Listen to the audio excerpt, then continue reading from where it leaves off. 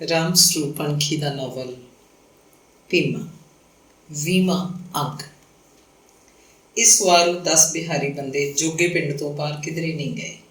2 ਮਹੀਨੇ ਇਸੇ ਪਿੰਡ 'ਚ ਜੱਚੇ ਰਹੇ, ਜਿਵੇਂ ਉਹਨਾਂ ਦਾ ਆਪਣੇ ਪਿੰਡ ਹੀ ਬਣ ਗਿਆ ਸੀ। ਉਹ ਪਿੰਡ ਦੇ ਲੋਕਾਂ ਨੂੰ ਜਾਣਨ ਲੱਗੇ ਸਨ। ਪਿੰਡ ਦੇ ਲੋਕਾਂ ਨੂੰ ਉਹਨਾਂ ਭਈਆਂ ਦੇ ਨਾਂ ਯਾਦ ਹੋ ਗਏ। ਉਹ ਹੁਣ ਇਸ ਤਰ੍ਹਾਂ ਹੀ ਸਨ ਜਿਵੇਂ ਪਿੰਡ ਦੇ ਮਜ਼੍ਹਬੀ ਰਾਮਦਾਸੀਏ ਜਾਂ ਦਿਹਾੜੀਆਂ ਕਰਨ ਵਾਲੇ ਪਿੰਡ ਦੇ ਹੋਰ ਲੋਕ ਮਿਸਤਰੀ, ਦਰਜੀ, ਪਿੰਡ ਦੀਆਂ ਗਲੀਆਂ ਨਾਲੀਆਂ ਸਾਫ਼ ਕਰਨ ਵਾਲੇ ਰਾਜਸਥਾਨੀ ਟੱਬਰ। ਜਿਵੇਂ ਉਹ ਆਪਣੀ ਕਾਰ ਕਰਕੇ ਖਾਂਦੇ ਸਨ, ਇਵੇਂ ਹੀ ਇਹ ਬਿਹਾਰੀ ਮਜ਼ਦੂਰ ਆਪਣੀ ਕਾਰ ਕਰਦੇ।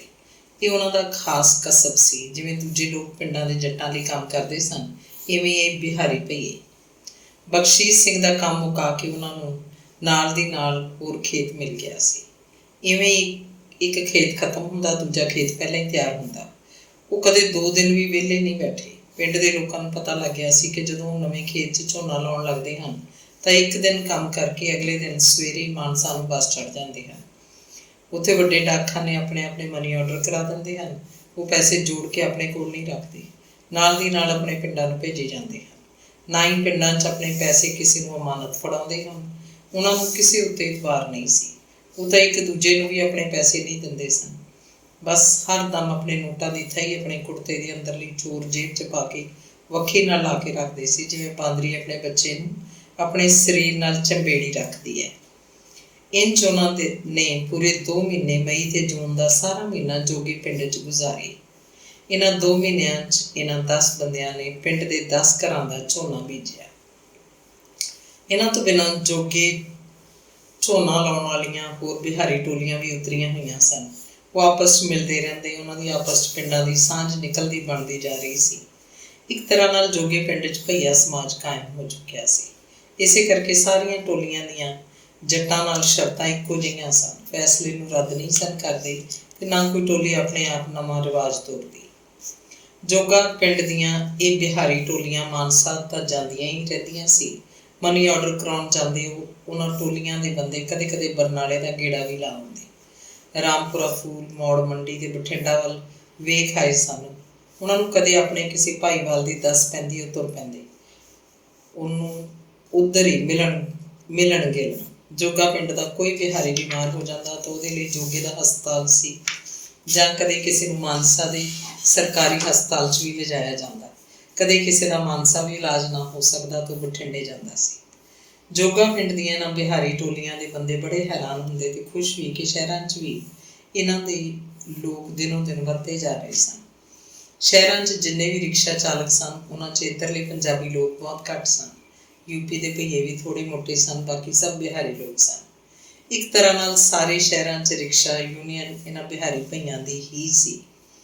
ਇਹਨਾਂ ਵਿੱਚੋਂ ਬਹੁਤੇ ਲੋਕ ਕਿਰਾਏ ਉੱਤੇ ਜਾਂ ਠੇਕੇ ਉੱਤੇ ਰਿਕਸ਼ਾ ਲੈ ਕੇ ਕੰਮ ਕਰਦੇ ਸਨ। ਇੱਧਰਲੇ ਦੇਸੀ ਬੰਦੇ ਇਹੀ ਕੰਮ ਕਰਦੇ ਸਨ। ਉਹਨਾਂ ਕੋਲ 10-10 ਰਿਕਸ਼ਾ ਹੁੰਦੇ, ਜਿਨ੍ਹਾਂ ਨੂੰ ਉਹ ਸਵੇਰ ਤੋਂ ਸ਼ਾਮ ਤੱਕ ਰਿਕਸ਼ਾ ਚਲਾਉਣ ਦਾ ਠੇਕਾ ਲੈਂਦੇ। ਕੁਝ ਬਿਹਾਰੀ ਭਈਆਂ ਨੇ ਕਮਾਈ ਕਰਕੇ ਸਿਰ ਖੁਦ ਆਪਣਾ ਰਿਕਸ਼ਾ ਹੀ ਖਰੀਦ ਰੱਖੇ ਸਨ। ਉਹ ਜਿੱਥੇ ਕਿਤੇ ਕੋਠੜੀ ਨੁਮਾ ਮਕਾਨ 'ਚ ਰਹਿੰਦੇ, ਆਪਣਾ ਰਿਕਸ਼ਾ ਵੀ ਉੱਥੇ ਰੱਖਦੇ। ਰਿਕਸ਼ਾ ਉਹਨਾਂ ਦੇ ਜੀਵਨ ਨਿਰਬਾਹ ਦਾ ਸਾਧਨ ਸੀ। ਇਸ ਕਰਕੇ ਤੜਕੇ ਉੱਠ ਕੇ ਆਪਣੇ ਰਿਕਸ਼ੇ ਨੂੰ ਪੂੰਝ ਸਵਾਰ ਕੇ ਰੱਖਦੇ, ਉਹਦੀ ਹਵਾ ਟੋਂਦੇ। ਤੜਕੇ ਰਿਕਸ਼ੇ ਦੇ ਕਿਸੇ ਪਹੀਏ ਦੀ ਹਵਾ ਨਿਕਲੀ ਦੇਖਦੇ ਤਾਂ ਜਿਵੇਂ ਉਹਨਾਂ ਦੇ ਆਪਣੇ ਸਰੀਰ 'ਚੋਂ ਹਵਾ ਨਿਕਲ ਜਾਂਦੀ ਹੋਵੇ, ਕਿਉਂਕਿ ਇਹੀ ਵੇਲਾ ਉਹਨਾਂ ਦਾ 2 ਪੈਸੇ ਕਮਾਉਣ ਦਾ ਹੁੰਦਾ ਤੇ ਫਿਰ ਇਸ ਵੇਲੇ ਉਹਨਾਂ ਨੂੰ ਪੈਂਚਰ ਲਗਵਾਉਣ ਜਾਣਾ ਪੈਂਦਾ। ਉਹ ਰਿਕਸ਼ੇ ਨੂੰ ਧੂਫ ਦੇ ਕੇ ਘਰੋਂ ਤੋਰਦੇ। ਪਹਿਲੀ ਸਵਾਰੀ ਦੇ ਪੈਸਿਆਂ ਨੂੰ ਬੌਣੀ ਸਮਝ ਕੇ ਮੱਥੇ ਨਾਲ ਲਾਉਂਦੇ, ਰਿਕਸ਼ੇ ਦੇ ਹੈਂਡਲ ਨਾਲ ਛੁਹਾ ਕੇ ਫੇਰ ਹੀ ਨੋਟ ਨੂੰ ਜੇਬ 'ਚ ਜਾਂ ਬਟੂਏ 'ਚ ਪਾਉਂਦੇ। ਸਬਜ਼ੀ ਮੰਡੀ 'ਚ ਰੇਹੜੀਆਂ ਲਾ ਕੇ ਖੜੇ ਬਹੁਤੇ ਬਿਹਾਰੀ ਹੁੰਦੇ। ਇਹ ਲੋਕ ਰੇਹੜੀਆਂ ਲੈ ਕੇ ਸ਼ਹਿਰ ਦੀਆਂ ਗਲੀਆਂ 'ਚ ਘੁੰਮ ਫਿਰ ਕੇ ਸਬਜ਼ੀਆਂ ਵੇਚਦੇ। ਇਹਨਾਂ ਦਾ ਸਬਜ਼ੀਆਂ ਵੇਚਣ ਦਾ ਹੋਕਾ ਪੰਜਾਬੀਆਂ ਨਾਲੋਂ ਵੱਖਰਾ ਹੁੰਦਾ। ਸਬਜ਼ੀਆਂ ਦੇ ਨਾਂ ਅਜੀਬ ਜਿਹੇ ਬੋਲਦੇ। ਸਿੱਧਾ ਪੰਜਾਬੀ ਸ਼ਬਦ ਹੋਰ ਹੁੰਦਾ, ਬਿਹਾਰੀ ਸ਼ਬਦ ਹੋਰ। ਗਲੀਆਂ 'ਚ ਸਬਜ਼ੀ ਲੈਣ ਵਾਲੀਆਂ ਔਰਤਾਂ ਸਭ ਸਮਝਦੀਆਂ। ਪਹਿਲਾਂ ਤਾਂ ਉਹ ਹੱਸਦੀਆਂ ਹੁੰਦੀਆਂ, ਫਿਰ ਇਸ ਸ਼ਬਦ ਸੁਣਨ ਦੀਆਂ ਆਦੀ ਹੋ ਗਈਆਂ ਤੇ ਕਦੇ ਕਦੇ ਤਾਂ ਭਿੰਡੀ ਨੂੰ ਭਿੰਡੀ ਕਹਿ ਕੇ ਆਪ ਹੀ ਹੱਸਣ ਲੱਗਦੀਆਂ। ਬਿਹਾਰੀਆਂ ਨੇ ਤਾਂ ਸਬਜ਼ੀ ਵੇਚਣੀ ਹੁੰਦੀ, ਤੀਵੀਆਂ ਕੁਝ ਵੀ ਬੋਲੀ ਜਾਣ। ਪਹਿਲਾਂ ਤਾਂ ਸਬਜ਼ੀ ਫਿਰੋਸ਼ਾਂ ਨੂੰ ਸਬਜ਼ੀ ਵੇਚਣ ਲਈ ਮਾਰਕੀਟ ਕਮੇਟੀ ਨੂੰ ਫੀਸ ਦੇਣੀ ਪੈਂਦੀ ਸੀ, ਪਰ ਜਦੋਂ ਦੀ ਖੁੱਲ੍ਹੀ ਮੰਡੀ ਦਾ ਰਿਵਾਜ਼ ਚੱਲ ਪਿਆ, ਪਿੰਡਾਂ ਦੇ ਲੋਕ ਆਪ ਹੀ ਆਪਣੇ ਖੇਤਾਂ ਦੀਆਂ ਸਬਜ਼ੀਆਂ ਲਿਆ ਕੇ ਸ਼ਹਿਰਾਂ ਦੇ ਚੌਰਾਹਿਆਂ ਉੱਤੇ ਬੈਠ ਕੇ ਸਬਜ਼ੀ ਵੇਚਣ ਲੱਗੇ। ਗਾਹਕ ਇਹਨਾਂ ਕੋਲ ਬਹੁਤ ਜਾਂਦੇ। ਇੱਕ ਤਾਂ ਇਹ ਸਬਜ਼ੀਆਂ ਬਿਲਕੁਲ ਤਾਜ਼ੀਆਂ ਹੁੰਦੀਆਂ, ਦੂਜੀ ਗੱਲ ਪਿੰਡਾਂ ਦੇ ਲੋਕਾਂ ਦਾ ਤੋਲ ਖੁੱਲ੍ਹਾ ਹੁੰਦਾ ਸੀ। ਉਹ ਤੱਕੜੀ ਦਾ ਸਬਜ਼ੀ ਵਾਲਾ ਪੱਲੜਾ ਹਮੇਸ਼ਾ ਝੁਕਦਾ ਰੱਖਦੇ। ਇਹ ਪਿੰਡਾਂ ਤੋਂ ਆਉਣ ਵਾਲੇ ਲੋਕ ਵੀ ਬਹੁਤਾ ਕਰਕੇ ਬਿਹਾਰੀ ਭਈਏ ਹੁੰਦੇ, ਜਿਹੜੇ ਜੱਟ ਕਿਸਾਨਾਂ ਦੇ ਖੇਤਾਂ 'ਚ ਪੱਕੇ ਤੌਰ 'ਤੇ ਹੀ ਨੌਕਰ ਦਾ ਕੰਮ ਕਰਦੇ ਸਨ। ਜੋਗਾ ਸਿੰਘ ਪਿੰਡ 'ਚ ਰਹਿ ਕੇ ਚੌਲਾਂ ਦਾ ਕੰਮ ਕਰਨ ਵਾਲੇ ਭਈਆਂ ਨੇ ਦੇਖਿਆ, ਸਾਰੇ ਵੱਡੇ ਘਰਾਂ ਦੇ ਖੇਤਾਂ 'ਚ ਇੱਕ ਇੱਕ ਬਿਹਾਰੀ ਦਾ ਬੰਦਾ ਪੱਕੇ ਤੌਰ 'ਤੇ ਰਹਿੰਦਾ ਸੀ। ਉਸ ਘਰ ਦੀਆਂ ਮੱਝਾਂ ਨੂੰ ਸਾਂਭਦਾ, ਘਰ ਦੇ ਹੋਰ ਨਿੱਕੇ ਮੋਟੇ ਕੰਮ ਕਰਦਾ ਫਿਰਦਾ। ਇਹ ਬਿਹਾਰੀ ਬੰਦੇ ਜਾਂ ਤਾਂ ਜੱਟਾਂ ਦੇ ਪਸ਼ੂਆਂ ਵਾਲੇ ਵਾੜੇ 'ਚ ਪੈਂਦੇ ਸੌਂਦੇ ਜਾਂ ਫਿਰ ਮੋਟਰਾਂ 'ਤੇ। ਕੋਈ ਭਈਆ ਖੇਤ ਵਿੱਚ ਮੋਟਰ ਵਾਲੇ ਕੋਠੇ 'ਚ ਰਹਿੰਦਾ ਤਾਂ ਉੱਥੇ ਉਹਦੀ 5-7 ਕਿਆਰੇ ਸਬਜ਼ੀ ਬੀਜੀ ਹੁੰਦੀ। ਗੋਭੀ, ਗੰਢੇ, ਲਸਣ, ਧਨੀਆ, ਬੈਂਗਣ, ਕੱਦੂ, ਗਾਜਰਾਂ, ਮੂਲੀਆਂ, ਟਮਾਟਰ, ਮਟਰ ਆਦਿ ਸਾਰੀਆਂ ਰੁੱਤ ਦੀਆਂ ਸਬਜ਼ੀਆਂ ਉਹ ਬੀਜਦਾ। ਘਰ ਦੀਆਂ ਜਨਾਨੀਆਂ ਨੂੰ ਮੌਜ ਬਣੀ ਰਹਿੰਦੀ। ਜੱਟਾਂ ਦੇ ਘਰਾਂ 'ਚ ਕੰਮ ਕਰਦੇ ਪੱਕੇ ਬਈਏ ਉੱਧਰ ਬਿਹਾਰ 'ਚ ਆਪਣੇ ਘਰੇ ਸਾਲ 'ਚ ਸਿਰਫ 2 ਵਾਰ ਗੇੜਾ ਮਾਰਦੇ ਸਨ। ਜਾਂਦੇ ਹੋਏ ਜੱਟ ਤੋਂ ਇਕੱਠੇ ਪੈਸੇ ਲੈ ਜਾਂਦੇ ਤੇ ਘਰ ਪਰਿਵਾਰ ਲਈ ਲੀੜਾ ਕੱਪੜਾ ਵੀ, ਨਵੀਆਂ ਚੀਜ਼ਾਂ, ਘੜੀਆਂ, ਖੁਸ਼ਬੂਦਾਰ ਤੇਲ, ਪਾਊਡਰ, ਕਰੀਮਾਂ, ਬੱਚਿਆਂ ਲਈ ਰੈਡੀਮੇਡ ਕੱਪੜੇ, ਬਹੁਤ ਛੋਟੇ ਬੱਚਿਆਂ ਨੂੰ ਚਾਨਣ ਕਰਦੇ ਸੈਂਡਲ। ਬਰਨਾਲਾ ਮਾਨਸਾ ਰੋਡ ਉੱਤੇ ਹਰ ਪਿੰਡ ਨੇੜੇ 2-2, 4-4 ਮੁਰਗੀ ਖਾਨੇ ਸੀ। ਕੁਝ ਵੱਡੇ ਮੁਰਗੀ ਖਾਨੇ, ਕੋਈ ਛੋਟੇ। ਇਹਨਾਂ ਮੁਰਗੀ ਖਾਨਿਆਂ 'ਚ ਕੰਮ ਕਰਦੇ ਆਮ ਤੌਰ 'ਤੇ ਬਿਹਾਰੀ ਲੋਕ ਹੀ ਸਨ। ਮਾਲਕਾਂ ਨੇ ਉਹਨਾਂ ਲਈ ਮੁਰਗੀ ਖਾਨਿਆਂ ਦੇ ਨਾਲ ਹੀ ਛੋਟੇ ਰਿਹਾਇਸ਼ੀ ਕਮਰੇ ਛੱਤ ਦਿੱਤੇ। ਦੂਜੇ ਚੌਥੇ ਦਿਨ ਹੀ ਬਾਹਰੋਂ ਟਰੱਕ ਆਉਂਦੇ ਤੇ ਮੁਰਗੀ ਖਾਨਿਆਂ ਦੇ ਸਾਰੇ ਅੰਡੇ ਟਰੇਆਂ ਭਰ ਕੇ ਲੈ ਜਾਂਦੇ। ਇੱਕ ਦਿਨ ਉਹਨਾਂ ਨੂੰ ਕੋਈ ਕੰਮ ਨਹੀਂ ਸੀ। ਭੀਮਾ ਤੇ ਬਸ਼ੀਰ ਸਲਾਹ ਬਣਾ ਕੇ ਬਰਨਾਲੇ ਨੂੰ ਤੁਰ ਪਏ। ਉਹਨਾਂ ਨੇ ਸੁਣਿਆ ਸੀ ਕਿ ਬਰਨਾਲੇ ਦੇ FCI ਗੋਦਾਮਾਂ 'ਚ ਉਹਨਾਂ ਦੇ ਪਿੰਡਾਂ ਵੱਲ ਦੇ ਬਹੁਤ ਸਾਰੇ ਬੰਦੇ ਕੰਮ ਕਰਦੇ ਹਨ। ਉਹਨਾਂ ਨੂੰ ਜਾ ਕੇ ਮਿਲਣਗੇ ਤੇ ਆਪਣੇ ਪਿੰਡਾਂ ਦੀਆਂ ਗੱਲਾਂ ਕਰਨਗੇ। ਹੋ ਸਕਦਾ ਕੋਈ ਉਹਨਾਂ 'ਚ ਤਿਲਕ ਮੁਰਦਾ ਵੀ ਹੋਵੇ। ਬਰਨਾਲਾ ਦੇ FCI ਗੋਦਾਮਾਂ 'ਚ ਇਸ ਮਹਿਕਮੇ ਦੇ 7 ਯੂਨਿਟਾਂ ਦੇ ਦਫ਼ਤਰ ਸਨ, ਜਿੱਥੇ ਬਹੁਤ ਸਾਰੇ ਪੰਜਾਬੀ ਮੁੰਡੇ ਕੰਮ ਕਰਦੇ ਸਨ। ਇਹਨਾਂ ਬੰਦਿਆਂ 'ਚ ਦੂਜੀਆਂ ਸਟੇਟਾਂ ਦੇ ਕਰਮਚਾਰੀ ਵੀ ਸਨ। FCI ਦਾ ਮਹਿਕਮਾ ਭਾਰਤੀ ਪੱਧਰ ਦਾ ਸੀ। ਕਿਸੇ ਦੀ ਕਿਧਰੇ ਵੀ ਬਦਲੀ ਹੋ ਸਕਦੀ। ਬਰਨਾਲੇ ਦੇ ਇਹਨਾਂ 7 ਯੂਨਿਟਾਂ 'ਚ 350 ਬੰਦਾ ਲੇਬਰ ਦਾ ਕੰਮ ਕਰਦਾ ਸੀ। ਲੇਬਰ 'ਚ 20-22 ਬੰਦੇ ਹੀ ਪੰਜਾਬੀ ਸਨ, ਬਾਕੀ ਸਾਰੇ ਬਿਹਾਰੀ ਸਨ। ਇਹਨਾਂ ਬਿਹਾਰੀ ਮਜ਼ਦੂਰਾਂ ਦੀ ਆਪਣੀ ਇੱਕ ਲੇਬਰ ਯੂਨੀਅਨ ਸੀ, ਜਿਹੜੀ ਆਪਣੇ ਜਾਇਜ਼ ਹੱਕਾਂ ਲਈ ਅਫਸਰਾਂ ਨਾਲ ਲੜਦੀ ਝਗੜਦੀ ਰਹਿੰਦੀ ਤੇ ਉਹ ਆਪਣੇ ਹੱਕ ਪ੍ਰਾਪਤ ਕਰਕੇ ਹੀ ਸੰਤੁਸ਼ਟ ਹੁੰਦੇ ਤੇ ਮੁੜ ਕੰਮਾਂ ਉੱਤੇ ਹਾਜ਼ਰ ਹੁੰਦੇ। ਇਹ ਬਿਹਾਰੀ ਮਜ਼ਦੂਰ ਵੱਖ-ਵੱਖ ਜ਼ਿਲ੍ਹਿਆਂ ਦੇ ਸਨ। ਬਹੁਤ ਮਿਲ ਜੁਲ ਕੇ ਤੇ ਪ੍ਰੇਮ ਭਾਵ ਨਾਲ ਰਹਿੰਦੇ ਸਨ। ਭਾਰਤੀ ਖਾਦ ਨਿਗਮ ਵੱਲੋਂ ਹਰ ਸਾਲ ਆਪਣੇ ਮਾਲ ਗੋਦਾਮਾਂ 'ਚ ਧਾਨ ਸਟੋਰ ਕੀਤਾ ਜਾਂਦਾ ਸੀ ਤੇ ਕਣਕ ਵੀ। ਲੋੜ ਪੈਣ ਉੱਤੇ ਦੂਜੇ ਸੂਬਿਆਂ 'ਚ ਧਾਨ ਤੇ ਕਣਕ ਦੀਆਂ ਸਪੈਸ਼ਲ ਗੱਡੀਆਂ ਜਾਂਦੀਆਂ ਸਨ। ਗੋਦਾਮਾਂ ਤੋਂ ਲੈ ਕੇ ਰੇਲਵੇ ਸਟੇਸ਼ਨ ਤੱਕ ਇਹ ਬਿਹਾਰੀ ਮਜ਼ਦੂਰ ਅਨਾਜ ਦੀ ਲਦਾਈ ਲੁਹਾਈ ਦਾ ਕੰਮ ਕਰਦੇ। ਇਹਨਾਂ ਲਈ ਬਹੁਤ ਸਾਰਾ ਕੰਮ ਸੀ। ਕਾਰਪੋਰੇਸ਼ਨ ਦੇ ਦੂਜੇ ਕਰਮਚਾਰੀਆਂ ਵਾਂਗ ਹੀ ਪੱਕੇ ਮੁਲਾਜ਼ਮ ਸਨ। ਕਿੰਨੇ ਸਾਲਾਂ ਤੋਂ ਇਹ ਬਰਨਾਲੇ ਦੀ FCI ਵਿੱਚ ਸਨ। ਸੇਖਾ ਰੋਡ ਦੇ ਗੋਦਾਮਾਂ 'ਚ ਇੱਕ ਤਾਂ ਇਹਨਾਂ ਨੇ ਆਪਣਾ ਸ਼ਾਨਦਾਰ ਸਰਸਵਤੀ ਮੰਦਿਰ ਬਣਾ ਰੱਖਿਆ ਸੀ, ਜਿੱਥੇ ਸ਼ਰਧਾਵਾਨ ਨਿੱਤ ਸਵੇਰੇ ਸ਼ਾਮ ਜਾ ਕੇ ਮੱਥਾ ਟੇਕਦੇ, ਤਿਲ ਫੁੱਲ ਚੜ੍ਹਾ ਕੇ ਆਉਂਦੇ। ਸਰਸਵਤੀ ਮੰਦਿਰ ਦਾ ਪੁਜਾਰੀ ਬਿਹਾਰੀ ਪੰਡਤ ਸੀ। ਇੱਥੇ ਹੀ ਕਿਤੇ ਇੱਕ ਤਲਾਬ ਸੀ, ਜਿਹੜਾ ਛੱਟ ਤਿਉਹਾਰ ਵਾਲੇ ਦਿਨ ਪਾਣੀ ਦਾ ਭਰ ਲਿਆ ਜਾਂਦਾ। ਇਹਨਾਂ ਦੀਆਂ ਔਰਤਾਂ, ਬੱਚੇ, ਬੁੱਢੇ ਤੇ ਕੁੱਲ ਬਿਹਾਰੀ ਸੂਰਜ ਦੇਵਤਾ ਨੂੰ ਜਲ ਦਿੰਦੇ। ਛੱਟ ਦਾ ਤਿਉਹਾਰ ਪੂਰੀ ਸ਼ਾਨ ਤੇ ਮੌਜ ਮਸਤੀ ਨਾਲ ਮਨਾਇਆ ਜਾਂਦਾ। ਸ਼ਾਮ ਨੂੰ ਇੱਕ ਮੰਚ ਬਣਾ ਕੇ ਸੱਭਿਆਚਾਰਕ ਪ੍ਰੋਗਰਾਮ ਪੇਸ਼ ਕੀਤਾ ਜਾਂਦਾ, ਜਿਸ 'ਚ ਇਹਨਾਂ ਦੇ ਬਿਹਾਰੀ ਕਲਾਕਾਰ ਹੀ ਭਾਗ ਲੈਂਦੇ। ਭੀਮੇ ਤੇ ਬਸ਼ੀਰ ਨੇ ਆਪ ਜਾ ਕੇ ਵੇਖਿਆ। ਸੇਖਾ ਰੋਡ ਉੱਤੇ ਫੌਜੀ ਬਸਤੀ ਵਿੱਚ ਬਿਹਾਰੀਆਂ ਨੇ ਆਪਣੇ ਛੋਟੇ ਮਕਾਨ ਉਸਾਰ ਰੱਖੇ ਸਨ। ਇਹ ਪੱਕੀਆਂ ਇੱਟਾਂ ਦੇ ਮਕਾਨ ਸਨ। ਕੋਈ ਮਕਾਨ 2 ਕਮਰਿਆਂ ਦਾ, ਕੋਈ 3 ਕਮਰਿਆਂ ਦਾ। ਕਿਸੇ ਘਰ ਗਊ ਵੱਜੀ ਹੁੰਦੀ। ਰਸੋਈਆਂ 'ਚ ਉਹੀ ਬਿਹਾਰੀ ਚੁੱਲ੍ਹੇ ਸਨ। ਇਹ ਮਕਾਨ ਇੱਕ ਸਿਰੇ ਤੋਂ ਦੂਜੇ ਸਿਰੇ ਤੱਕ ਵਿਚਕਾਰ ਗੁਜ਼ਾਰੇ ਜੋਗੀ ਗਲੀ ਛੱਡ ਕੇ ਦੂਜੇ ਪਾਸੇ ਵੀ ਇਹੀ ਮਕਾਨ। ਗਿਣਤੀ 'ਚ 20-22 ਤੋਂ ਵੱਧ ਸਨ। ਮਕਾਨਾਂ 'ਚ ਇਹਨਾਂ ਦੀਆਂ ਔਰਤਾਂ ਸਨ, ਬੱਚੇ ਸਨ, ਵੱਡੀ ਉਮਰ ਦੇ ਬੱਚੇ ਸਰਕਾਰੀ ਤੇ ਪ੍ਰਾਈਵੇਟ ਸਕੂਲਾਂ ਵਿੱਚ ਪੜ੍ਹਨ ਜਾਂਦੇ। ਪੰਜਾਬੀ ਵਿੱਚ ਉਹਨਾਂ ਦੀਆਂ ਕਿਤਾਬਾਂ, ਉਹ ਪੰਜਾਬੀ ਪੜ੍ਹਦੇ ਲਿਖਦੇ। ਉਹਨਾਂ ਦਾ ਪਹਿਰਾਵਾ ਵੀ ਪੰਜਾਬੀ ਬੱਚਿਆਂ ਜਿਹਾ ਸੀ। ਵੱਡੇ ਹੋ ਕੇ ਪੰਜਾਬੀ ਹੀ ਬਣ ਜਾਣਗੇ, ਹੋਰ ਕੀ। ਮਕਾਨਾਂ ਵਾਲੇ ਇਹਨਾਂ ਬਿਹਾਰੀਆਂ ਨੇ ਮੁੜ ਕੇ ਕਦੇ ਵੀ ਵਾਪਸ ਨਹੀਂ ਜਾਣਾ। ਜਦੋਂ ਰੋਜ਼ਗਾਰ ਇੱਥੇ ਆਏ ਤਾਂ ਬਰਨਾਲੇ ਦੇ ਹੋ ਕੇ ਰਹਿ ਗਏ। ਇਹਨਾਂ ਸਭ ਦੇ ਰਾਸ਼ਨ ਕਾਰਡ ਬਣੇ ਹੋਏ। ਇਹਨਾਂ ਰਿਹਾਇਸ਼ੀ ਪੱਕੇ ਮਕਾਨਾਂ ਤੋਂ ਬਿਨਾਂ ਇਸੇ ਫੌਜੀ ਬਸਤੀ ਵਿੱਚ ਬਿਹਾਰੀਆਂ ਦੇ ਡੇਰੇ ਹਨ। ਇਹਨਾਂ ਡੇਰਿਆਂ 'ਚੋਂ 8-8, 10-10 ਬੰਦੇ ਰਹਿੰਦੇ ਹਨ। ਇਹ ਡੇਰੇ ਇਹਨਾਂ ਦੇ ਕਿਰਾਏ ਉੱਤੇ ਲੈ ਰੱਖੇ ਨੇ। ਇੱਥੇ ਹੀ ਉਹਨਾਂ ਦੀ ਰੋਟੀ ਪੱਕਦੀ ਹੈ, ਇੱਥੇ ਹੀ ਉਹ ਪੈਂਦੇ ਸੌਂਦੇ ਹਨ, ਲੱਕੜ ਦੇ ਤਖਤ ਪੋਸ਼ਾਂ ਉੱਤੇ ਪੈਂਦੇ ਹਨ। ਹਰ ਇੱਕ ਦਾ ਆਪਣਾ ਆਪਣਾ ਤਖਤ ਪੋਸ਼ ਹੈ, ਨਾ ਟੁੱਟੇ ਨਾ ਹਿੱਲੇ। ਪਾਵਿਆਂ ਵਾਲੇ ਮੰਜੇ ਹੋਣ ਜਾਂ ਲੋਹੇ ਦੇ ਮੰਜੇ, ਨਵਾਰਾਂ ਵਾਲੇ, ਉਹ ਤਾਂ ਟੁੱਟੇ ਹੀ ਰਹਿੰਦੇ ਆ। ਇਹ ਲੱਕੜ ਦੇ ਤਖਤ ਪੋਸ਼ ਮੋਟੀ ਸਖਤ ਲੱਕੜ ਦੇ ਬਣੇ ਹੁੰਦੇ ਹਨ। ਇੱਥੇ ਨੇੜੇ ਹੀ ਇੱਕ ਅਜਿਹਾ ਡੇਰਾ ਹੈ ਜਿਹੜਾ ਇਹਨਾਂ ਬਿਹਾਰੀਆਂ ਦਾ ਸਿਰ ਖੁਦ ਆਪਣਾ ਹੈ। ਕਿਸੇ ਦਾ ਖੁੱਲ੍ਹਾ ਚੌੜਾ ਮਕਾਨ ਇਹਨਾਂ ਨੇ ਮੁੱਲ ਲੈ ਲਿਆ, ਜਿਸ 'ਚ ਪਹਿਲਾਂ ਸਿਰਫ ਇੱਕ ਛੋਟਾ ਕਮਰਾ ਸੀ, ਇੱਕ ਰਸੋਈ, ਦਰਵਾਜ਼ਾ, ਕੋਲ ਬੈਠਕ। ਕਈਆਂ ਨੇ ਇੱਕ ਕਮਰਾ ਹੋਰ ਬਣਵਾ ਲਿਆ, ਰਸੋਈ ਵੱਡੀ ਕਰ ਲਈ, ਬੈਠਕ ਨੂੰ ਵੀ ਕਮਰਾ ਬਣਾ ਲਿਆ। ਇੱਥੇ ਹੁਣ ਇਹ ਲੇਬਰ ਯੂਨੀਅਨ ਦੇ 20 ਬੰਦੇ ਰਹਿੰਦੇ ਹਨ। ਉਹਨਾਂ ਨੇ ਆਪਣੇ ਵਿੱਚੋਂ ਹੀ 2 ਰਸੋਈਏ ਰੱਖ ਛੱਡੇ ਹਨ। ਇਹ ਬਸ ਸਵੇਰ ਸ਼ਾਮ ਦੀ ਰੋਟੀ ਤਿਆਰ ਕਰਦੇ ਹਨ ਅਤੇ 2 ਵੇਲੇ ਦੀ ਚਾਹ। ਨਹਾਉਣ ਲਈ ਇੱਕ ਟੂਟੀ ਹੈ। ਜੰਗਲ ਪਾਣੀ ਬਾਹਰ ਖੇਤਾਂ ਵਿੱਚ ਜਾਂਦੇ ਹਨ। ਡੇਰਿਆਂ 'ਚ ਰਹਿਣ ਵਾਲੇ ਬਿਹਾਰੀ ਲੋਕ ਉਹੀ ਹਨ ਜਿਹੜੇ ਉੱਧਰ ਆਪਣੇ ਪਿੰਡਾਂ ਵੱਲ ਵੀ ਵਰੇ ਛਮਾਈ ਚੱਕਰ ਮਾਰ ਆਉਂਦੇ ਹਨ। ਉੱਧਰ ਇਹਨਾਂ ਦੇ ਟੱਬਰ ਹਨ, ਔਰਤ ਹੈ, ਮੁੰਡੇ ਕੁੜੀਆਂ ਹਨ। ਉੱਥੇ ਬੈਠਾ ਸਾਰਾ ਟੱਬਰ ਇਹਨਾਂ ਬੰਦਿਆਂ ਉੱਤੇ ਹੀ ਨਿਰਭਰ ਹੈ।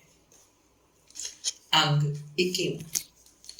2 ਮਹੀਨੇ ਪੰਜਾਬ ਚਲਾ ਕੇ ਉਹ ਤਿੰਨੇ ਆਪਣੇ ਪਿੰਡ ਤਿਲਕਪੁਰ ਪਹੁੰਚੇ ਤਾਂ ਉਹਨਾਂ ਦੇ ਘਰਦਿਆਂ ਨੇ ਤਾਂ ਖੁਸ਼ ਹੋਣਾ ਹੀ ਸੀ। ਸਾਰੇ ਪਿੰਡ 'ਚ ਉਹਨਾਂ ਨੂੰ ਬੜੇ ਗੌਰਵ ਤੇ ਹੈਰਾਨੀ ਨਾਲ ਦੇਖਿਆ ਜਾ ਰਿਹਾ ਸੀ।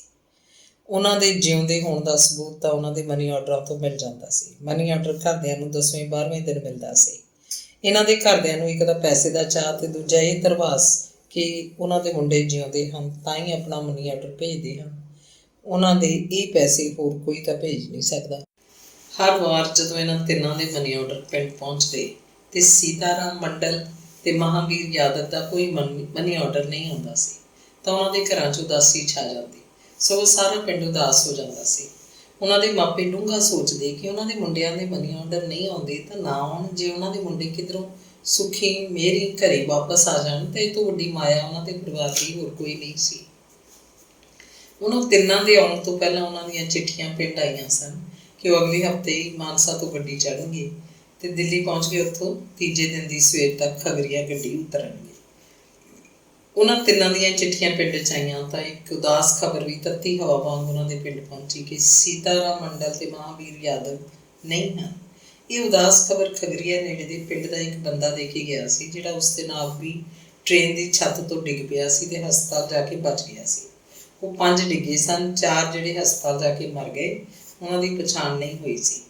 ਇਸ ਕਰਕੇ ਪਟਨਾ ਹਸਪਤਾਲ ਵਾਲਿਆਂ ਨੇ ਉਹਨਾਂ ਨੂੰ ਲਾਵਾਰਸ ਸਮਝ ਕੇ ਉਹਨਾਂ ਦਾ ਉੱਥੇ ਦਾਹ ਸੰਸਕਾਰ ਕਰਵਾ ਦਿੱਤਾ। ਉਸ ਬੰਦੇ ਨੇ ਸੁਰਤਾਈ ਤੋਂ ਦੱਸਿਆ ਕਿ ਤਿਲਕਪੁਰ ਪਿੰਡ ਦੇ ਉਹ 2 ਮੁੰਡੇ ਗੱਡੀ ਦੀ ਛੱਤ ਉੱਤੇ ਉਹਦੇ ਕੋਲ ਹੀ ਬੈਠੇ ਸਨ। ਉਹ ਤਿੰਨੇ ਗੱਲਾਂ ਕਰਦੇ ਇਕੱਲੇ ਹੀ ਡਿੱਗੇ ਸਨ, ਇਕੱਠੇ ਹੀ ਡਿੱਗੇ ਸਨ। ਜਦੋਂ ਉਹਨੂੰ ਸੁਰਤ ਆਈ ਉਦੋਂ ਤੱਕ ਤਾਂ ਉਹਨਾਂ ਬੰਦਿਆਂ ਦਾ ਦਾਹ ਸੰਸਕਾਰ ਕਰਤਾ ਗਿਆ ਸੀ। ਉਸ ਬੰਦੇ ਦੇ ਸਿਰ 'ਚ ਸੱਟ ਲੱਗੀ ਸੀ ਅਤੇ ਉਹ ਹਸਪਤਾਲ ਜਾ ਕੇ ਕਈ ਦਿਨ ਬੇਹੋਸ਼ ਰਿਹਾ ਸੀ। ਹੁਣ ਉਹਦੀ ਜਾਨ ਬਚ ਗਈ ਸੀ। ਲੱਤਾਂ, ਬਾਹਾਂ, ਛਾਤੀ ਉੱਤੇ ਪੱਥਰਾਂ ਦੇ ਜ਼ਖਮ ਸਨ।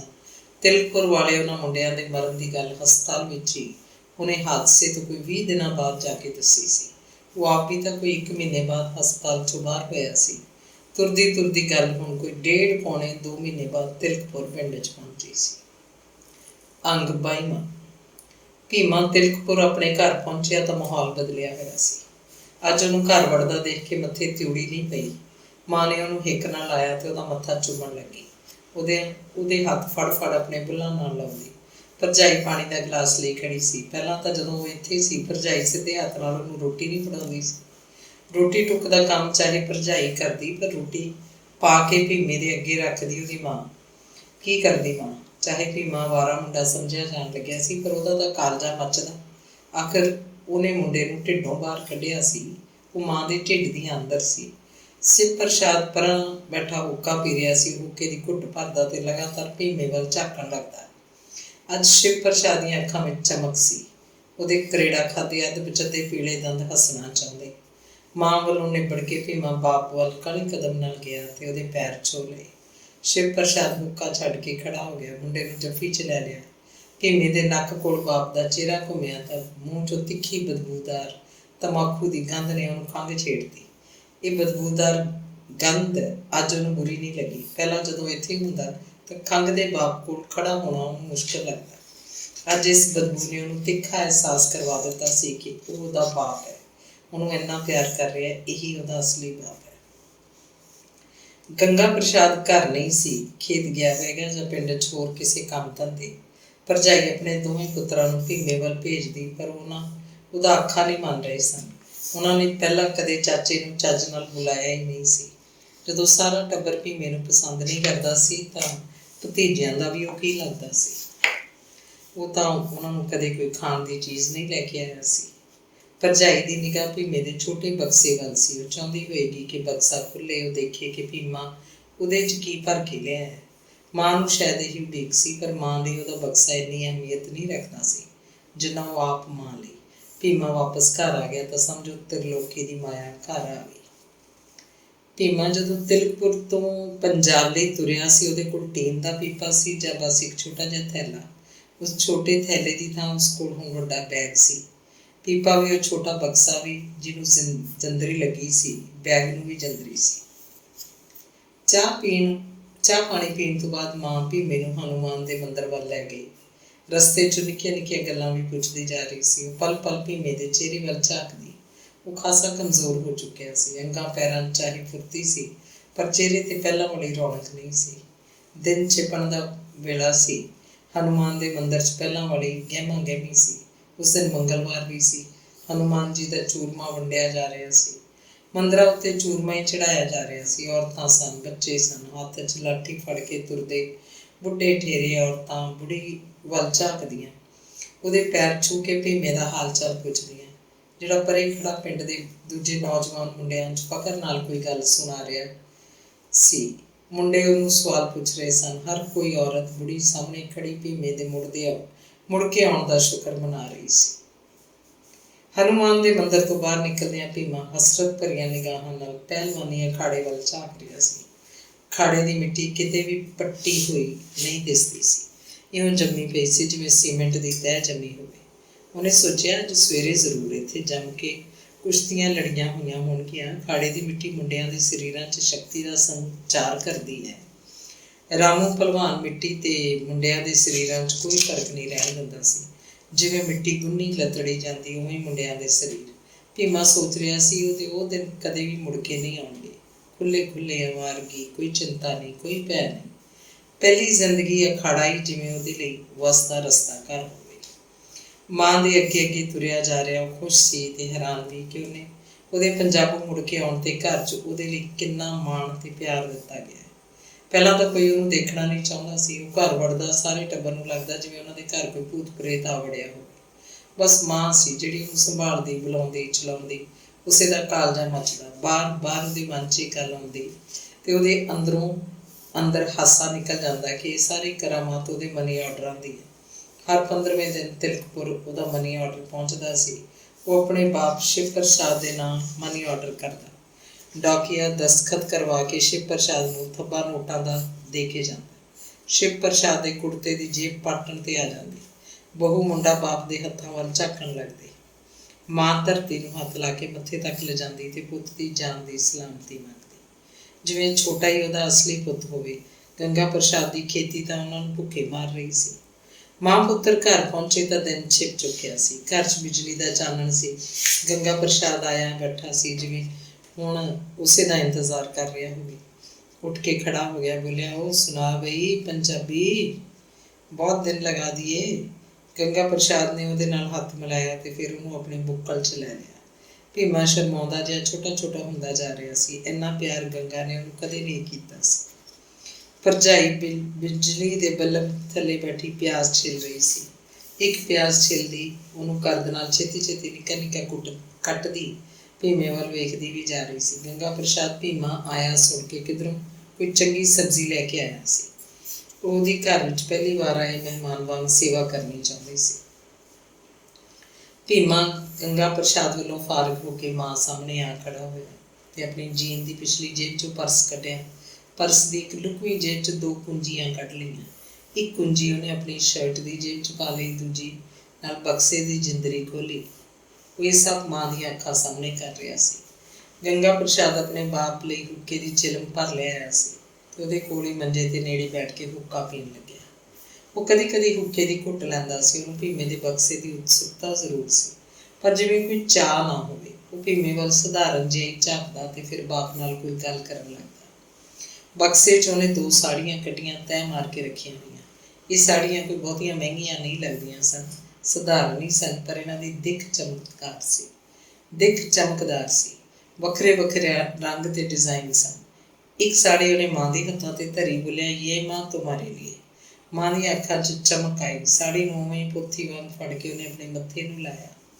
ਦੂਜੀ ਸਾੜੀ ਗੰਗਾ ਪ੍ਰਸਾਦ ਦੀ ਘਰ ਵਾਲੀ ਲਈ ਸੀ। ਉਹ ਕੁਝ ਬੋਲਣ ਹੀ ਲੱਗਿਆ ਸੀ ਕਿ ਭਰਜਾਈ ਪਿਆਜ਼ ਛਿੱਲਣਾ ਛੱਡ ਕੇ ਹਵਾ ਦੀ ਤੇਜ਼ੀ ਨਾਲ ਭੀਮੇ ਦੇ ਕੋਲ ਆ ਬੈਠੀ ਤੇ ਉਹਦੇ ਹੱਥੋਂ ਸਾੜੀ ਆਪ ਹੀ ਫੜ ਲਈ। ਉਹਦੀਆਂ ਅੱਖਾਂ 'ਚ ਚਾਅ ਤੇ ਚਮਕ ਸੀ। ਸਾੜੀ ਉਹਨੇ ਤੁਰੰਤ ਖੋਲ੍ਹ ਕੇ ਫੈਲਾ ਦਿੱਤੀ, ਜਿਵੇਂ ਸਭ ਨੂੰ ਦਿਖਾਉਣੀ ਹੋਵੇ। ਕਿਸੇ ਨੂੰ ਪਤਾ ਨਹੀਂ ਲੱਗਿਆ ਕਿ ਸਾੜੀ ਉਹਨੂੰ ਪਸੰਦ ਸੀ ਜਾਂ ਨਹੀਂ। ਭਰਜਾਈ ਇੰਨਾ ਨਜ਼ਦੀਕ ਉਹਦੇ ਕਦੇ ਨਹੀਂ ਸੀ ਬੈਠੀ। ਭੀਮੇ ਨੂੰ ਉਹਦੇ ਪਿੰਡੇ ਵਿੱਚੋਂ ਮਹਿੰਦੀ ਦੀ ਖੁਸ਼ਬੂ ਆਉਣ ਲੱਗੀ। ਫੈਲੀ ਸਾੜੀ ਥਾਂ ਦੀ ਥਾਂ ਛੱਡ ਕੇ ਉਹ ਚੁੱਲ੍ਹੇ ਵੱਲ ਭੱਜੀ। ਚੁੱਲ੍ਹੇ 'ਚ ਧੀਮੀ ਧੀਮੀ ਅੱਗ ਬਲ ਰਹੀ ਸੀ। ਉੱਤੇ ਪਤੀਲਾ ਸੀ, ਉਹਨੂੰ ਕੁਝ ਮੱਚਣ ਸੜਨ ਦੀ ਵਾਸ਼ਨਾ ਆਈ ਸੀ। ਬਹੂ ਦੀ ਸਾੜੀ ਨੂੰ ਮਾਂ ਨੇ ਮੁੜ ਕੇ ਤਹਿ ਮਾਰ ਦਿੱਤਾ, ਆਪਣੀ ਸਾੜੀ ਉੱਤੇ ਹੀ ਰੱਖ ਲਿਆ। ਬਕਸੇ 'ਚ 2 ਰੈਡੀਮੇਡ ਕਮੀਜ਼ ਸਨ, ਇੱਕ ਚਿੱਟਾ ਇੱਕ ਧਾਰੀਦਾਰ, 2 ਧੋਤੀਆਂ ਸਨ ਇੱਕੋ ਜਿਹੀਆਂ। ਇਹ ਸਭ ਬਾਪ ਲਈ ਤੇ ਗੰਗਾ ਪ੍ਰਸਾਦ ਲਈ ਉਹ ਲੈ ਕੇ ਆਇਆ ਸੀ। ਫਿਰ ਉਹਨੇ ਬੈਗ ਦੀ ਜਿੰਦਰੀ ਖੋਲ੍ਹੀ। ਇਸ ਵਿੱਚ ਦੋਵੇਂ ਮੁੰਡਿਆਂ ਲਈ ਰੈਡੀਮੇਡ ਕੱਪੜੇ ਸਨ। ਇਹ ਰੰਗ ਬਿਰੰਗੇ ਕੱਪੜੇ ਉਹਨੇ ਮਾਨਸਾ ਸ਼ਹਿਰ ਦੀ ਰੇਹੜੀ ਮਾਰਕੀਟ 'ਚੋਂ ਖਰੀਦੇ ਸੀ। ਨਿੱਕਰਾਂ ਤੇ ਟੀ-ਸ਼ਰਟਾਂ ਜਿਹੇ ਸ਼ਹਿਰੀ ਜਿਹੇ ਕੱਪੜੇ ਪਿੰਡਾਂ ਦੇ ਬੱਚੇ ਨਹੀਂ ਪਹਿਨਦੇ। ਜੇ ਕਦੇ ਕੋਈ ਪਹਿਨਦਾ ਤਾਂ ਉਹ ਤਿਲਕ ਪੁਰਦਾ ਨਹੀਂ ਲੱਗਦਾ ਸੀ। ਇਸੇ ਲਈ ਤਾਂ ਉਹ ਭਤੀਜਿਆਂ ਲਈ ਕੱਪੜੇ ਲੈ ਕੇ ਆਇਆ ਸੀ। ਭੀਮੇ ਨੇ ਜਿੰਨੇ ਵੀ ਮਨੀ ਆਰਡਰ ਬਾਪੂ ਦੇ ਨਾਂ ਭੇਜੇ ਸੀ, ਉਹਨੇ ਕਿਸੇ ਨੂੰ ਨਹੀਂ ਪੁੱਛਿਆ ਕਿ ਉਹਨਾਂ ਰੁਪਇਆਂ ਦਾ ਕੀ ਬਣਿਆ, ਉਹ ਕਿੱਥੇ ਕਿੱਥੇ ਖਰਚ ਕੀਤੇ ਗਏ ਤੇ ਕਿੰਨੇ ਨਕਦ ਹੁਣ ਬਾਪ ਕੋਲ। ਭੀਮਾ ਦੇਖਦਾ, ਘਰ 'ਚ ਬਲਦ ਉਹੀ ਸਨ, ਖੇਤੀ ਦਾ ਸਮਾਨ ਕਿਧਰੇ ਕੋਈ ਨਵਾਂ ਨਹੀਂ ਦਿਸਦਾ ਸੀ, ਘਰ-ਬਾਰ ਵੀ ਉਹੀ ਸੀ, ਕਿਧਰੇ ਕੋਈ ਕੰਧ ਕੌੜਾ ਨਵਾਂ ਨਹੀਂ ਸੀ। ਸਗੋਂ ਉਹ ਆਪ ਜਿਹੜੀ ਇੱਕ ਕੰਧ ਘੜੀ ਮਾਨਸਾ ਤੋਂ ਖਰੀਦ ਕੇ ਲਿਆਇਆ ਸੀ, ਹੁਣ ਉਹ ਘਰ ਦੀ ਇੱਕ ਕੰਧ ਉੱਤੇ ਲੱਗੀ ਤੇ ਟਿਕ ਟਿਕ ਕਰਦੀ ਸਮਾਂ ਦੱਸਦੀ ਰਹਿੰਦੀ। ਕੰਧ ਘੜੀ ਲੱਗਣ ਨਾਲ ਘਰ ਦੀ ਸ਼ਕਲ ਹੀ ਬਦਲ ਗਈ ਸੀ। ਹੁਣ ਇਹ ਘਰ ਸੱਭਿਅਕ ਜਿਹਾ ਲੱਗਦਾ ਸੀ, ਜਾਂ ਫਿਰ ਘਰ ਦੀ ਤਰੱਕੀ ਦਾ ਰਾਜ਼ ਸਾਰੇ ਟੱਬਰ ਦੇ ਨਵੇਂ ਕੱਪੜਿਆਂ ਵਿੱਚ ਛੁਪਿਆ ਲੱਗਦਾ। ਨਵੇਂ ਕੱਪੜਿਆਂ ਨਾਲ ਲੱਗਦਾ ਜਿਵੇਂ ਸ਼ਿਵ ਪ੍ਰਸਾਦ ਦੇ ਘਰ 'ਚ ਤਰੌਤੀ ਆ ਗਈ ਹੋਵੇ।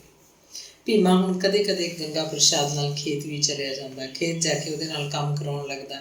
ਕੰਮ ਕਰਦਾ ਉਹ ਜ਼ਿੰਮੇਵਾਰ ਤੇ ਸਾਊ ਜਿਹਾ ਦਿਸਦਾ, ਜਿਵੇਂ ਉਹ ਵੀ ਘਰ ਖੇਤ ਦੀ ਵਿਗੜੀ ਹਾਲਤ ਨੂੰ ਸਵਾਰਨ ਲਈ ਗੰਭੀਰਤਾ ਨਾਲ ਸੋਚ ਰਿਹਾ ਹੋਵੇ। ਭੀਮੇ ਕੋਲ ਆਪਣੇ ਵੀ ਕੁਝ ਜਮ੍ਹਾਂ ਪੈਸੇ ਸਨ। ਇਹ ਰੁਪਏ ਉਹ ਉੱਧਰੋਂ ਬਚਾ ਕੇ ਲਿਆਇਆ ਸੀ। ਖੇਤਾਂ 'ਚ ਕੰਮ ਕਰਦਾ ਵੀ ਇਹਨਾਂ ਰੁਪਇਆਂ ਨੂੰ ਪਤਾ ਨਹੀਂ ਕਿੱਥੇ ਸਾਂਭ ਕੇ ਰੱਖਦਾ ਰਿਹਾ ਹੋਵੇਗਾ। ਸਮਝਦਾਰ ਸੀ। ਉਹਨੇ ਸਾਰੀ ਕਮਾਈ ਬਾਪ ਦੇ ਘਰ ਨਹੀਂ ਭੇਜ ਦਿੱਤੀ ਸੀ। ਪਹਿਲਵਾਨ ਮੁੰਡੇ ਬੇਪਰਵਾਹ ਨਹੀਂ ਹੁੰਦੇ। ਉਹ ਪੰਛੀਆਂ ਵਾਂਗ ਆਲ੍ਹਣੇ 'ਚ ਬਰਸਾਤੀ ਦਿਨਾਂ ਲਈ ਕੁਝ ਨਾ ਕੁਝ ਪੱਲੇ ਬੰਨ੍ਹ ਕੇ ਰੱਖਦੇ ਹਨ।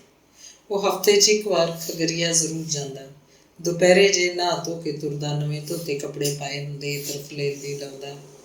ਮੂੰਹ ਉੱਤੇ ਮਲਣ ਵਾਲੀ ਕਰੀਮ ਦੀ ਇੱਕ ਸ਼ੀਸ਼ੀ ਜਿਹੜੀ ਉਹ ਪੰਜਾਬ ਤੋਂ ਲੈ ਕੇ ਆਇਆ ਸੀ, ਹਾਲੇ ਤੱਕ ਮੁੱਕੀ ਨਹੀਂ ਸੀ। ਖਗਰੀਆ ਜਾ ਕੇ ਪਹਿਲਾਂ ਉਹ ਫਿਲਮ ਦੇਖਦਾ। ਫਿਲਮ ਕੋਈ ਵੀ ਲੱਗੀ ਹੁੰਦੀ ਬਸ ਦੇਖ ਲੈਂਦਾ। ਉਹਨੇ ਤਾਂ ਐਸ਼ ਕਰਨੀ ਸੀ। ਚੰਗੀ ਮਾੜੀ ਫਿਲਮ ਦੀ ਕੋਈ ਨਿੰਦ ਵਿਚਾਰ ਨਹੀਂ ਸੀ। 2.5-3 ਘੰਟੇ ਸਿਨੇਮੇ 'ਚ ਗੁਜ਼ਾਰ ਕੇ ਫਿਰ ਉਹ ਸਬਜ਼ੀ ਮੰਡੀ ਜਾਂਦਾ। ਮੌਸਮ ਦੀ ਕੋਈ ਨਵੀਂ ਸਬਜ਼ੀ ਖਰੀਦਦਾ, ਸਸਤੇ ਭਾਅ ਦਾ ਕੋਈ ਫਲ ਲੈ ਲੈਂਦਾ। ਕੇਲੇ ਜ਼ਰੂਰ ਲੈਂਦਾ, ਕਿਉਂਕਿ ਗੰਗਾ ਪ੍ਰਸਾਦ ਦੇ ਮੁੰਡੇ ਕੇਲਿਆਂ ਨੂੰ ਪਸੰਦ ਕਰਦੇ ਸਨ। ਫਿਰ ਉਹ ਦਵਾਈਆਂ ਦੀ ਦੁਕਾਨ 'ਤੇ ਜਾਂਦਾ। ਮਾਂ ਲਈ ਖੰਘ ਦੀ ਦਵਾਈ ਲੈਂਦਾ, ਪੀਣ ਵਾਲੀ। ਬਾਪ ਨੇ ਜਿਹੜੀ ਦਵਾਈ ਆਖੀ ਹੁੰਦੀ ਉਹ ਲੈ ਲੈਂਦਾ। ਬਾਪ ਲਈ ਅੱਖਾਂ ਦੀ ਦਵਾਈ ਜ਼ਰੂਰੀ ਸੀ। ਭਰਜਾਈ ਉਹ ਤੋਂ ਦੰਦਾਂ ਦਾ ਸੱਕ ਮੰਗਵਾਉਂਦੀ। ਇੱਕ ਵਾਰ ਉਹ ਮੁੰਡਿਆਂ ਲਈ ਫੁੱਟਬਾਲ ਲੈ ਆਇਆ। ਉਹ ਸਾਰਾ ਦਿਨ ਘਰ 'ਚ ਖੜਦਮ ਮਚਾਈ ਰੱਖਦੇ, ਭਾਂਡੇ ਭੰਨ ਦਿੰਦੇ, ਉੱਚੇ ਥਾਂ ਰੱਖੀਆਂ ਚੀਜ਼ਾਂ ਡੇਕ ਦਿੰਦੇ। ਮਾਂ ਆਖਦੀ, ਰੇ ਭੀਮਾ, ਕਹਾਂ ਸੇ ਲੈ ਆਇਆ ਤੂੰ ਇਹ इतनी बड़ी गेंद? ना ये चैन से बैठते हैं, ना हमें बैठने देते हैं। ਭੀਮੇ ਨੂੰ ਆਪ ਕੋਈ ਐਬ ਨਹੀਂ ਸੀ। ਨਾ ਉਹ ਸ਼ਰਾਬ ਪੀਂਦਾ ਸੀ, ਨਾ ਬੀੜੀ ਸਿਗਰਟ ਤੰਬਾਕੂ ਵੀ ਨਹੀਂ ਖਾਂਦਾ ਸੀ। ਉਹਨੂੰ ਸ਼ੌਕ ਸੀ ਬਸ ਦੁੱਧ ਪੀਣ ਦਾ ਤੇ ਦੇਸੀ ਘੀ ਖਾਣ ਦਾ, ਜਿਹੜਾ ਪਹਿਲਵਾਨੀ ਵੇਲੇ ਦਾ ਬਣਿਆ ਹੋਇਆ ਸੀ। ਘਰ 'ਚ ਇੱਕ ਗਾਂ ਸੀ, ਖਾਸਾ ਦੁੱਧ ਦਿੰਦੀ ਸੀ। ਸਭ ਦਾ ਸਰ ਜਾਂਦਾ। ਚਾਹ ਦੋਵੇਂ ਵੇਲਿਆਂ ਦੀ ਖੁੱਲ੍ਹੀ ਡੁੱਲੀ ਬਣ ਜਾਂਦੀ। ਗਾਂ ਨੂੰ ਬਾਹਰੋਂ ਹਰੇ ਕੱਖ ਭੀਮਾ ਹੀ ਲੈ ਕੇ ਆਉਂਦਾ। ਅੰਗ 23। ਭੀਮਾ ਸਾਲ 'ਚ 2 ਵਾਰ ਪੰਜਾਬ ਜਾਂਦਾ। ਮਈ ਜੂਨ ਦੇ ਮਹੀਨੇ ਝੋਨਾ ਲਾਉਣ ਵੇਲੇ 2 ਮਹੀਨੇ ਰਹਿੰਦਾ। ਦੂਜੀ ਵਾਰ ਮਾਰਚ ਅਪ੍ਰੈਲ ਵਿੱਚ ਜਦੋਂ ਕਣਕ ਦੀ ਵਾਢੀ ਹੁੰਦੀ। ਵਿਚਕਾਰ ਦੀ 1 ਮਹੀਨੇ ਲਈ ਜਾਂ 1.5 ਮਹੀਨੇ ਲਈ ਤਿਲਕਪੁਰ ਆਪਣੇ ਪਿੰਡ ਆ ਜਾਂਦਾ, ਜਿਵੇਂ ਦਮ ਲੈਣ ਲਈ ਹੀ ਆਉਂਦਾ ਸੀ। ਕੁਝ ਬਿਹਾਰੀ ਮਜ਼ਦੂਰ ਇਸ ਖਾਲੀ ਸਮੇਂ 'ਚ ਪੰਜਾਬ ਛੱਡ ਕੇ ਨਹੀਂ ਜਾਂਦੇ ਸਨ। ਪੰਜਾਬ 'ਚ ਜੱਟਾਂ ਦੇ ਖੇਤਾਂ ਵਿੱਚ ਤੇ ਘਰਾਂ ਵਿੱਚ ਹੋਰ ਬਹੁਤ ਕੰਮ ਸਨ। ਉਹ ਇੱਕ ਵਾਰ ਅਪ੍ਰੈਲ ਮਾਰਚ ਦੇ ਮਹੀਨੇ ਇੱਧਰ ਆਉਂਦੇ ਤੇ ਫਿਰ ਜੁਲਾਈ ਤੱਕ ਇੱਧਰ ਹੀ ਰਹਿੰਦੇ। ਅਗਸਤ ਤੋਂ ਲੈ ਕੇ ਫਰਵਰੀ ਮਾਰਚ ਤੱਕ ਉੱਧਰ ਬਿਹਾਰ 'ਚ ਆਪਣੇ ਖੇਤਾਂ ਦਾ ਕੰਮ ਕਰਦੇ। एक बार भीमे ने भी इंज ही मन बनाया। वो मार्च अप्रैल में कणक की वाढ़ी वेले जाके फिर जुलाई च वापस अपने पिंड परतेगा। कणक की वाढ़ी मुका के महीना डेढ़ महीना झोने की बिजाई शुरू होने वेले तक उधर ही किसी पिंड किसी का काम कर देगा। उस वार वो बठिंडे के स्टेशन उत्ते जाके उतरिया। ਉਹਦੇ ਨਾਲ ਬਿਹਾਰ ਤੋਂ ਹੋਰ ਮੁੰਡੇ ਵੀ ਸੀ। ਭੀਮੇ ਨੂੰ ਹੁਣ ਕੋਈ ਝਿਜਕ ਜਾਂ ਔਖਿਆਈ ਨਹੀਂ ਰਹਿ ਗਈ ਸੀ ਕਿ ਪੰਜਾਬ ਜਾ ਕੇ ਉਹਨਾਂ ਕਿੱਥੇ ਉਤਰਨਾ ਹੈ, ਫਿਰ ਜੱਟ ਕਿਸਾਨਾਂ ਨਾਲ ਕਿਵੇਂ ਨਜਿੱਠਣਾ ਹੈ। ਜਦੋਂ ਬਠਿੰਡੇ ਗੱਡੀ 'ਚੋਂ 40-50 ਨੌਜਵਾਨ ਉਤਰੇ ਤਾਂ ਸਟੇਸ਼ਨ ਦੇ ਪਲੇਟਫਾਰਮ ਉੱਤੇ ਹੀ ਉਹਨਾਂ ਨੂੰ ਜੱਟਾਂ ਨੇ ਘੇਰ ਲਿਆ। ਉਹ ਆਪਣਾ ਪਿੰਡ ਦੱਸ ਕੇ ਸਾਰੀਆਂ ਸਹੂਲਤਾਂ ਦੇਣ ਦਾ ਇਕਰਾਰ ਕਰਦੇ। ਫਿਰ ਕਿੱਲੇ ਦੇ ਹਿਸਾਬ ਵਾਢੀ ਦਾ ਰੇਟ ਪੁੱਛਦੇ। ਬਿਹਾਰੀ ਮਜ਼ਦੂਰਾਂ ਨੂੰ ਪਹਿਲਾਂ ਹੀ ਪਤਾ ਹੁੰਦਾ ਕਿ ਉਹਨਾਂ ਨੇ ਕੀ ਰੇਟ ਲੈਣਾ। ਦਿੱਲੀੋਂ ਜਦੋਂ ਉਹਨਾਂ ਨੇ ਬਠਿੰਡੇ ਲਈ ਗੱਡੀ ਬਦਲੀ, ਜਨਰਲ ਡੱਬਿਆਂ 'ਚ ਭੀੜ ਪਹਿਲਾਂ ਹੀ ਬਹੁਤ ਸੀ, ਜਿਵੇਂ ਤਿਲ ਸੁੱਟਣ ਨੂੰ ਥਾਂ ਨਾ ਹੋਵੇ। ਫਿਰ ਵੀ ਉਹ ਘੁਸੜ ਕੇ ਕਿਧਰੇ ਨਾ ਕਿਧਰੇ ਬੈਠ ਗਏ। ਦਿੱਲੀ ਤੋਂ ਗੱਡੀ ਚੜ੍ਹਨ ਵੇਲੇ ਉਹਨਾਂ ਸਭ ਨੂੰ ਘੱਟ ਹੀ ਪਤਾ ਸੀ ਕਿ ਉਹ ਉੱਧਰੋਂ ਕਿਹੜੇ-ਕਿਹੜੇ ਜ਼ਿਲ੍ਹਿਆਂ ਦੇ ਹਨ, ਕਿਹੜੇ-ਕਿਹੜੇ ਪਿੰਡਾਂ ਦੇ ਹਨ। ਵੱਖ-ਵੱਖ ਗੱਡੀਆਂ ਤੋਂ ਉਤਰ ਕੇ ਬਠਿੰਡੇ ਨੂੰ ਜਾਣ ਵਾਲੀ ਗੱਡੀ ਦੇ ਪਲੇਟਫਾਰਮ 'ਤੇ ਇਕੱਠੇ ਹੁੰਦੇ ਜਾ ਰਹੇ ਸਨ। ਹੁਣ ਬਠਿੰਡੇ ਨੂੰ ਜਾਂਦਿਆਂ ਉਹਨਾਂ ਨੇ ਸਭ ਦਾ ਪਤਾ ਕਰ ਲਿਆ ਸੀ, ਕੌਣ ਕਿੱਥੋਂ ਆਇਆ। ਦਿੱਲੀੋਂ ਗੱਡੀ ਰਾਤ ਦੇ 12 ਵਜੇ ਤੁਰੀ ਸੀ। ਬਠਿੰਡੇ ਨੇ ਸਵੇਰੇ 6-6:30 ਪਹੁੰਚਣਾ ਸੀ। ਕਦੇ ਕਦੇ ਖਾਸਾ ਲੇਟ ਵੀ ਹੋ ਜਾਂਦੀ ਸੀ। ਸੋ ਬਥੇਰਾ ਸਮਾਂ ਸੀ ਉਹਨਾਂ ਕੋਲ ਇੱਕ ਦੂਜੇ ਨੂੰ ਜਾਣਨ ਦਾ। ਪਿੰਡਾਂ ਅਤੇ ਜ਼ਿਲ੍ਹਿਆਂ ਦੇ ਹਿਸਾਬ ਹੀ ਉਹਨਾਂ ਨੇ 10-10, 12-12 ਬੰਦਿਆਂ ਦੀਆਂ ਟੋਲੀਆਂ ਬਣਾ ਲਈਆਂ ਸੀ। ਆਪਣੀ ਆਪਣੀ ਟੋਲੀ ਦਾ ਇੱਕ ਆਗੂ ਮੰਨ ਲਿਆ। ਪੰਜਾਬ ਦੇ ਪਿੰਡਾਂ 'ਚ ਬਿਹਾਰੀਆਂ ਦੀ ਇੱਕ ਟੋਲੀ ਦੇ ਆਗੂਆਂ ਨੂੰ ਨੰਬਰਦਾਰ ਰੱਖਦੇ। ਇਹ ਆਗੂਆਂ ਆਮ ਤੌਰ ਉੱਤੇ ਦੂਜੇ ਭਾਈਆਂ ਨਾਲੋਂ ਵੱਡੀ ਉਮਰ ਦੇ ਹੁੰਦੇ। ਸਾਰੀ ਟੋਲੀ 'ਚ ਹੋਰਾਂ ਨਾਲੋਂ ਸਿਆਣਾ ਗਿਣਿਆ ਜਾਂਦਾ। ਕੁਝ ਪੜ੍ਹਿਆ ਲਿਖਿਆ ਵੀ ਹੁੰਦਾ, ਜਿਹੜਾ ਜੱਟਾਂ ਨਾਲ ਹਿਸਾਬ ਕਿਤਾਬ ਕਰ ਸਕਦਾ, ਅਤੇ ਜੇ ਕੋਈ ਝਗੜਾ ਹੋ ਜਾਏ ਤਾਂ ਨਿਬੜ ਵੀ ਜਾਂਦਾ। ਗੱਡੀ ਤੋਂ ਉਤਰਦੇ ਹੀ ਪਹਿਲਾਂ ਆਏ ਖੜੇ ਜੱਟਾਂ ਨਾਲ ਸ਼ਰਤਾਂ ਉਹੀ ਨਜਿੱਠਦਾ ਅਤੇ ਕਿੱਲੇ ਦੇ ਹਿਸਾਬ ਕਣਕ ਦੀ ਵਢਾਈ ਦਾ ਰੇਟ ਬੰਨ੍ਹਦਾ। ਕਈ ਪਿੰਡਾਂ ਦੇ ਜੱਟ ਤਾਂ ਇਹਨਾਂ ਨੰਬਰਦਾਰਾਂ ਨੂੰ ਪਹਿਲਾਂ ਹੀ ਜਾਣਦੇ ਹੁੰਦੇ, ਕਿਉਂਕਿ ਹਾੜੀ ਦੀ ਵਾਢੀ ਨੂੰ ਭਈਏ ਦਾ ਹਰ ਸਾਲ ਆਉਂਦੇ ਸਨ ਅਤੇ ਲਗਭਗ ਉਹੀ ਬੰਦੇ ਹੁੰਦੇ। ਕਈ ਨੰਬਰਦਾਰਾਂ ਦੀ ਤਾਂ ਇੱਧਰਲੇ ਕਿਸਾਨਾਂ ਨਾਲ ਪੱਕੀ ਬਣੀ ਹੋਈ ਸੀ। ਕਦੇ ਕਦੇ ਉਹ ਚਿੱਠੀ ਪੱਤਰ ਕਰਕੇ ਪਹਿਲਾਂ ਹੀ ਤੈਅ ਕਰ ਲੈਂਦੇ ਕਿ ਬਿਹਾਰ ਤੋਂ ਕਿਹੜੇ ਦਿਨ ਗੱਡੀ ਬੈਠਣਗੇ, ਬਠਿੰਡੇ ਕਿਹੜੀ ਤਰੀਕ ਦੀ ਸਵੇਰ ਨੂੰ ਜਾਂ ਦੂਜੀ ਤੀਜੀ ਗੱਡੀ ਕੋਈ ਪਹੁੰਚ ਜਾਣਗੇ। ਪਿੰਡਾਂ ਦੇ ਲੋਕ ਆਪਣੀਆਂ ਟਰਾਲੀਆਂ ਜੋੜ ਕੇ 5 ਵਜੇ ਸਵੇਰੇ ਬਠਿੰਡਾ ਸਟੇਸ਼ਨ ਦੇ ਬਾਹਰ ਟਰੈਕਟਰ ਲਿਆ ਖੜਾਉਂਦੇ ਸਨ। ਟਰੈਕਟਰ ਟਰਾਲੀਆਂ ਬਾਹਰ ਖੜ੍ਹੀਆਂ ਰਹਿੰਦੀਆਂ ਅਤੇ ਉਹ ਪਲੇਟਫਾਰਮ ਉੱਤੇ ਜਾ ਕੇ ਗੱਡੀ ਦੀ ਉਡੀਕ ਕਰਨ ਲੱਗਦੇ। ਕੋਈ ਜੱਟ ਕਿਸੇ ਜਾਣਕਾਰ ਜੱਟ ਨੂੰ ਮਿਲਦਾ ਤਾਂ ਸੁਭਾਵਿਕ ਹੀ ਪੁੱਛਦਾ, ਅੱਜ ਕਿੱਧਰ ਬਈ ਸੰਗਤਾਂ? ਆ ਭਈਆ ਐਕਸਪ੍ਰੈਸ ਆਉਣੀ ਆ, ਭਈਏ ਲੈਣ ਆਇਆ ਮੈਂ ਤਾਂ। ਅਗਲਾ ਜਵਾਬ ਦਿੰਦਾ, ਉਹ ਤੂੰ ਵੀ ਐਂ ਹੀ ਆਇਆ ਹੋਏਗਾ। ਹੋਰ ਮੈਂ ਤਾਂ ਕੱਲ੍ਹ ਵੀ ਆਇਆ ਸੀ, ਉੱਧਰੋਂ ਆਈ ਪਈ ਹੈ, ਪਰ ਮੇਰਾ ਸੌਦਾ ਨਹੀਂ ਬਣਿਆ। ਕੱਲ੍ਹ ਤਾਂ ਭਈਏ ਵੀ ਮੜਚੂ ਜਿਹੀ ਸੀ। ਉਹ ਇਹ ਤਾਂ ਅਜੇ ਇਹੋ ਜਿਹੇ ਹੀ ਹੁੰਦੇ ਆ ਸਾਰੇ। ਇਹਨਾਂ ਦੇ ਕੰਮ ਤੋਂ ਪਤਾ ਲੱਗਦਾ ਛੁਰੀਆਂ ਨੇ ਛੁਰੀਆਂ ਸਾਲੇ। ਜਿਹੇ ਜਿਹੇ ਵੀ ਮਿਲਣ ਲਿਜਾਣ ਦੀ ਕਰੋ। ਐਤਕੀ ਕਿੰਨੀ ਹੈ ਕਣਕ? 16 ਕਿੱਲੇ ਹੈ। ਚੰਗੀ ਖੜੀ ਹੈ? ਹਾਲ ਤੱਕ ਤਾਂ ਚੰਗੀ ਹੈ, ਕੱਲ੍ਹ ਦਾ ਪਤਾ ਨਹੀਂ ਕਿ ਉਹ ਕੱਲ੍ਹ ਨੂੰ ਕੀ ਹੁੰਦਾ। ਸੁਣਿਆ ਨਹੀਂ, ਪੱਕੀ ਖੇਤੀ ਵੇਖ ਕੇ ਗਰਬ ਕਰੇ ਕਿਰਸਾਨ, ਝੱਖੜ ਝੋਲਾ ਸਿਰ ਪਿਆ, ਘਰ ਆਵੇ ਤਾਂ ਜਾਣ। ਹਾਂ ਇਹ ਤਾਂ ਠੀਕ ਹੈ, ਰੱਬ ਮੇਰੇ ਸਾਲੇ ਦਾ ਕੋਈ ਗਹੁ ਨਹੀਂ, ਰਾਜਿਓਂ ਰੰਕ ਬਣਾ ਦਿੰਦਾ ਪਤਿਆਰਾ ਮੇਰਾ। ਤੇਰੀ ਕਿੰਨੀ ਹੈ? ਉਹ ਮੈਂ ਤਾਂ ਪੰਗਾ ਲੈ ਬੈਠਾ, ਐਤਕੀ 24 ਕਿੱਲੇ ਠੋਕਦੀ। ਹੁਣ ਸਾਰੀ ਕਿਉਂਟੀ ਜਾਵੇ ਤਾਂ ਚੰਗਾ। ਐਂ ਖੜੀ ਹੈ ਕਾਲੀ ਘਟ ਅਰ ਗਈ। ਮਾਸੀ ਦਾ ਕੀ ਹਾਲ ਆ? ਮਾਸੜ ਤਕੜਾ? ਬੇਬੇ ਤਾਂ ਠੀਕ ਹੈ, ਬਾਪੂ ਦਾ ਕੋਈ ਪਤਾ ਨਹੀਂ। ਆਹ ਹਾੜੀ ਟਪਾ ਦੇਵੇ ਤਾਂ ਚੰਗੀ ਗੱਲ ਹੈ। ਹੁਣ ਜਮਾਂ ਥਿਰ ਗਿਆ ਭਾਈ। ਅੱਛਾ, ਕਣਕ ਕੱਢ ਕੇ ਮੈਂ ਆਊਂਗਾ, ਮਾਸੀ ਨੂੰ ਕਹਿ ਦੇ। ਉਹ ਮਾਸੀਆਂ ਦੇ ਪੁੱਤ ਸਨ। ਗੱਡੀ ਕੂਕਾਂ ਮਾਰਦੀ ਆ ਰਹੀ ਸੀ। ਇਹ ਕੂਕਾਂ ਪਲੇਟਫਾਰਮ ਉੱਤੇ ਖੜੇ ਜੱਟਾਂ ਦੇ ਦਿਲ ਨੂੰ ਠੰਡ ਪਾਉਂਦੀਆਂ। ਇਹ ਕੂਕਾਂ ਡੱਬਿਆਂ ਅੰਦਰ ਬੈਠੇ ਭਈਆਂ ਦੇ ਦਿਲ ਨੂੰ ਟਿਕਾ ਬਖਸ਼ਦੀਆਂ ਕਿ ਉਹ ਆਪਣੀ ਮੰਜ਼ਿਲ ਉੱਤੇ ਪਹੁੰਚ ਜਾਇਆ ਕਰ। ਗੱਡੀ ਰੁਕੀ ਤਾਂ ਸਵਾਰੀਆਂ ਦਾ ਸ਼ੋਰ ਅੱਗ ਦੇ ਭਬੂਕੇ ਵਾਂਗ ਉੱਠਿਆ। ਉਤਰਨ ਵਾਲਿਆਂ ਨਾਲੋਂ ਚੜ੍ਹਨ ਵਾਲੇ ਕਾਹਲੇ ਸਨ, ਕਿਉਂਕਿ ਇਸ ਗੱਡੀ ਨੇ ਅੱਗੇ ਵੀ ਜਾਣਾ ਸੀ। ਜਿਉਂ ਹੀ ਬਿਹਾਰੀ ਮਜ਼ਦੂਰ ਪਲੇਟਫਾਰਮ 'ਤੇ ਅੱਡੋ ਅੱਡ ਟੋਲੀਆਂ 'ਚ ਖੜੇ ਦਿਸੇ, ਜੱਟ ਕਿਸਾਨ ਉਹਨਾਂ ਉੱਤੇ ਗਿਰਝਾਂ ਵਾਂਗ ਝਪਟ ਪਏ। ਉਹਨਾਂ ਦੇ ਡੋਲੇ ਫੜ ਮੇਨ ਗੇਟ ਵੱਲ ਖਿੱਚ ਰਹੇ ਸਨ। ਹਰ ਕੋਈ ਆਖ ਰਿਹਾ ਸੀ, ਪਹਿਲੇ ਬਾਤ ਕਰੋ, ਹਮਾਰੇ ਅਗੂਆ ਸੇ ਕਰੋ ਬਾਤ। ਇਸ ਵਾਰ ਤਿਲਕਪੁਰ ਤੋਂ ਭੀਮੇ ਦੀ ਟੋਲੀ 'ਚ 3 ਬੰਦੇ ਹੋਰ ਸਨ। ਉਹ ਕੁੱਲ 12 ਸਨ। ਉਹਨਾਂ ਦਾ ਅਗੂਆ ਉਹਨਾਂ ਦੇ ਪੜੋਸੀ ਜ਼ਿਲ੍ਹੇ ਸਮਸਤੀਪੁਰ ਦੇ ਇੱਕ ਪਿੰਡ ਦਾ ਮੁਸਲਮਾਨ ਸੀ, ਅਸਲਮ। ਸਾਰੇ ਉਹਨੂੰ ਸਤਿਕਾਰ ਨਾਲ ਅਸਲਮ ਭਾਈ ਆਖਦੇ। ਉਹ ਉਮਰ 'ਚ ਸਾਰਿਆਂ ਨਾਲੋਂ ਵੱਡਾ ਤਾਂ ਨਹੀਂ ਸੀ, ਪਰ ਖਾਸੀ ਉਮਰ ਦਾ ਸੀ। ਸਰੀਰ ਦਾ ਨਰੋਆ, ਮੋਟਾ ਤਾਜ਼ਾ, ਬੋਲਣ 'ਚ ਗੱਲ ਕਰਨ 'ਚ ਤਿੱਖਾ। ਛੇਤੀ ਛੇਤੀ ਬੋਲਦਾ ਤੇ ਹਾਜ਼ਰ ਜਵਾਬ ਸੀ। ਇੱਧਰਲੇ ਜੱਟਾਂ ਨੂੰ ਗੱਲ ਨਹੀਂ ਕਰਨ ਦਿੰਦਾ ਸੀ। ਉਹਦੇ ਬੁੱਲਾਂ ਤੇ ਪਾਨ ਚੱਪਣ ਦੀ ਲਾਲੀ ਸੀ ਤੇ ਅੱਖਾਂ ਵਿੱਚ ਮੱਧਮ ਜਿਹੀ ਸੁਰਮੇ ਦੀ ਧਾਰ। ਦੰਦ ਸਫੇਦ ਪਰ ਵਿਰਲਾਂ ਤੰਬਾਕੂ ਦੀਆਂ ਖਾਧੀਆਂ ਪਈਆਂ ਸਨ। ਭੁੱਖਿਆਂ ਵਾਲੀ, ਜਿਸ ਪਿੰਡ ਨੂੰ ਹੁਣ ਭਗਵਾਨਗੜ੍ਹ ਵੀ ਆਖਦੇ ਸਨ, ਦੇ ਇੱਕ ਕਿਸਾਨ ਨੇ ਅਸਲਮ ਭਾਈ ਨਾਲ ਗੱਲ ਤੋੜ ਲਈ। ਸਾਰੀਆਂ ਗੱਲਾਂ ਕਰ ਲਈਆਂ, ਮੋਟੀਆਂ ਮੋਟੀਆਂ ਗੱਲਾਂ, ਤੇ ਕਿੱਲੇ ਦਾ ਰੇਟ ਵੀ ਤੈਅ ਹੋ ਗਿਆ। ਕਿਸਾਨ ਉਹਨਾਂ 12 ਬੰਦਿਆਂ ਦੀ ਟੋਲੀ ਨੂੰ ਸਟੇਸ਼ਨ ਤੋਂ ਬਾਹਰ ਆਪਣੇ ਟਰੈਕਟਰ ਕੋਲ ਲੈ ਆਇਆ। ਟਰਾਲੀ 'ਚ ਉਹਨਾਂ ਦਾ ਸਮਾਨ ਰਖਵਾਉਣ ਤੋਂ ਪਹਿਲਾਂ ਉਹਨੇ ਸਾਰੀਆਂ ਮੋਟੀਆਂ ਮੋਟੀਆਂ ਗੱਲਾਂ ਇੱਕ ਵਾਰ ਫਿਰ ਸਭ ਨੂੰ ਸੁਣਾਈਆਂ ਤੇ ਅਸਲਮ ਨੂੰ ਕਿਹਾ, ਕਿਉਂ ਵੀ ਠੀਕ ਹੈ, ਪਿੰਡ ਜਾ ਕੇ ਰੌਲਾ ਨਹੀਂ ਪੈਣਾ ਕੋਈ, ਜੇ ਕੋਈ ਫਰਕ ਹੈ ਤਾਂ ਹੁਣੇ ਦੱਸ ਦੇ। ਹਾਂ, ਪੈਸੇ ਸਾਰੀ ਕਣਕ ਵੱਢ ਕੇ ਮਿਲਣਗੇ, ਮੇਰੀ 30 ਕਿੱਲੇ ਹੈ, ਮੇਰੇ ਨਿਬੇੜ ਕੇ ਫਿਰ ਜਿੱਥੇ ਮਰਜ਼ੀ ਜਾਏ। ਬਠਿੰਡੇ ਤੋਂ ਪਿੰਡ ਨੂੰ ਜਾਂਦਿਆਂ ਭਈਆਂ ਨੇ ਜੱਟ ਤੋਂ ਕੋਈ 10 ਵਾਰ ਪਿੰਡ ਦਾ ਨਾਮ ਪੁੱਛਿਆ ਸੀ, ਪਰ ਉਹਨਾਂ ਨੂੰ ਇਹ ਨਾ ਬੋਲਣ ਨਹੀਂ ਆਇਆ। ਭੂਕਾਂ ਵਾਲੀ।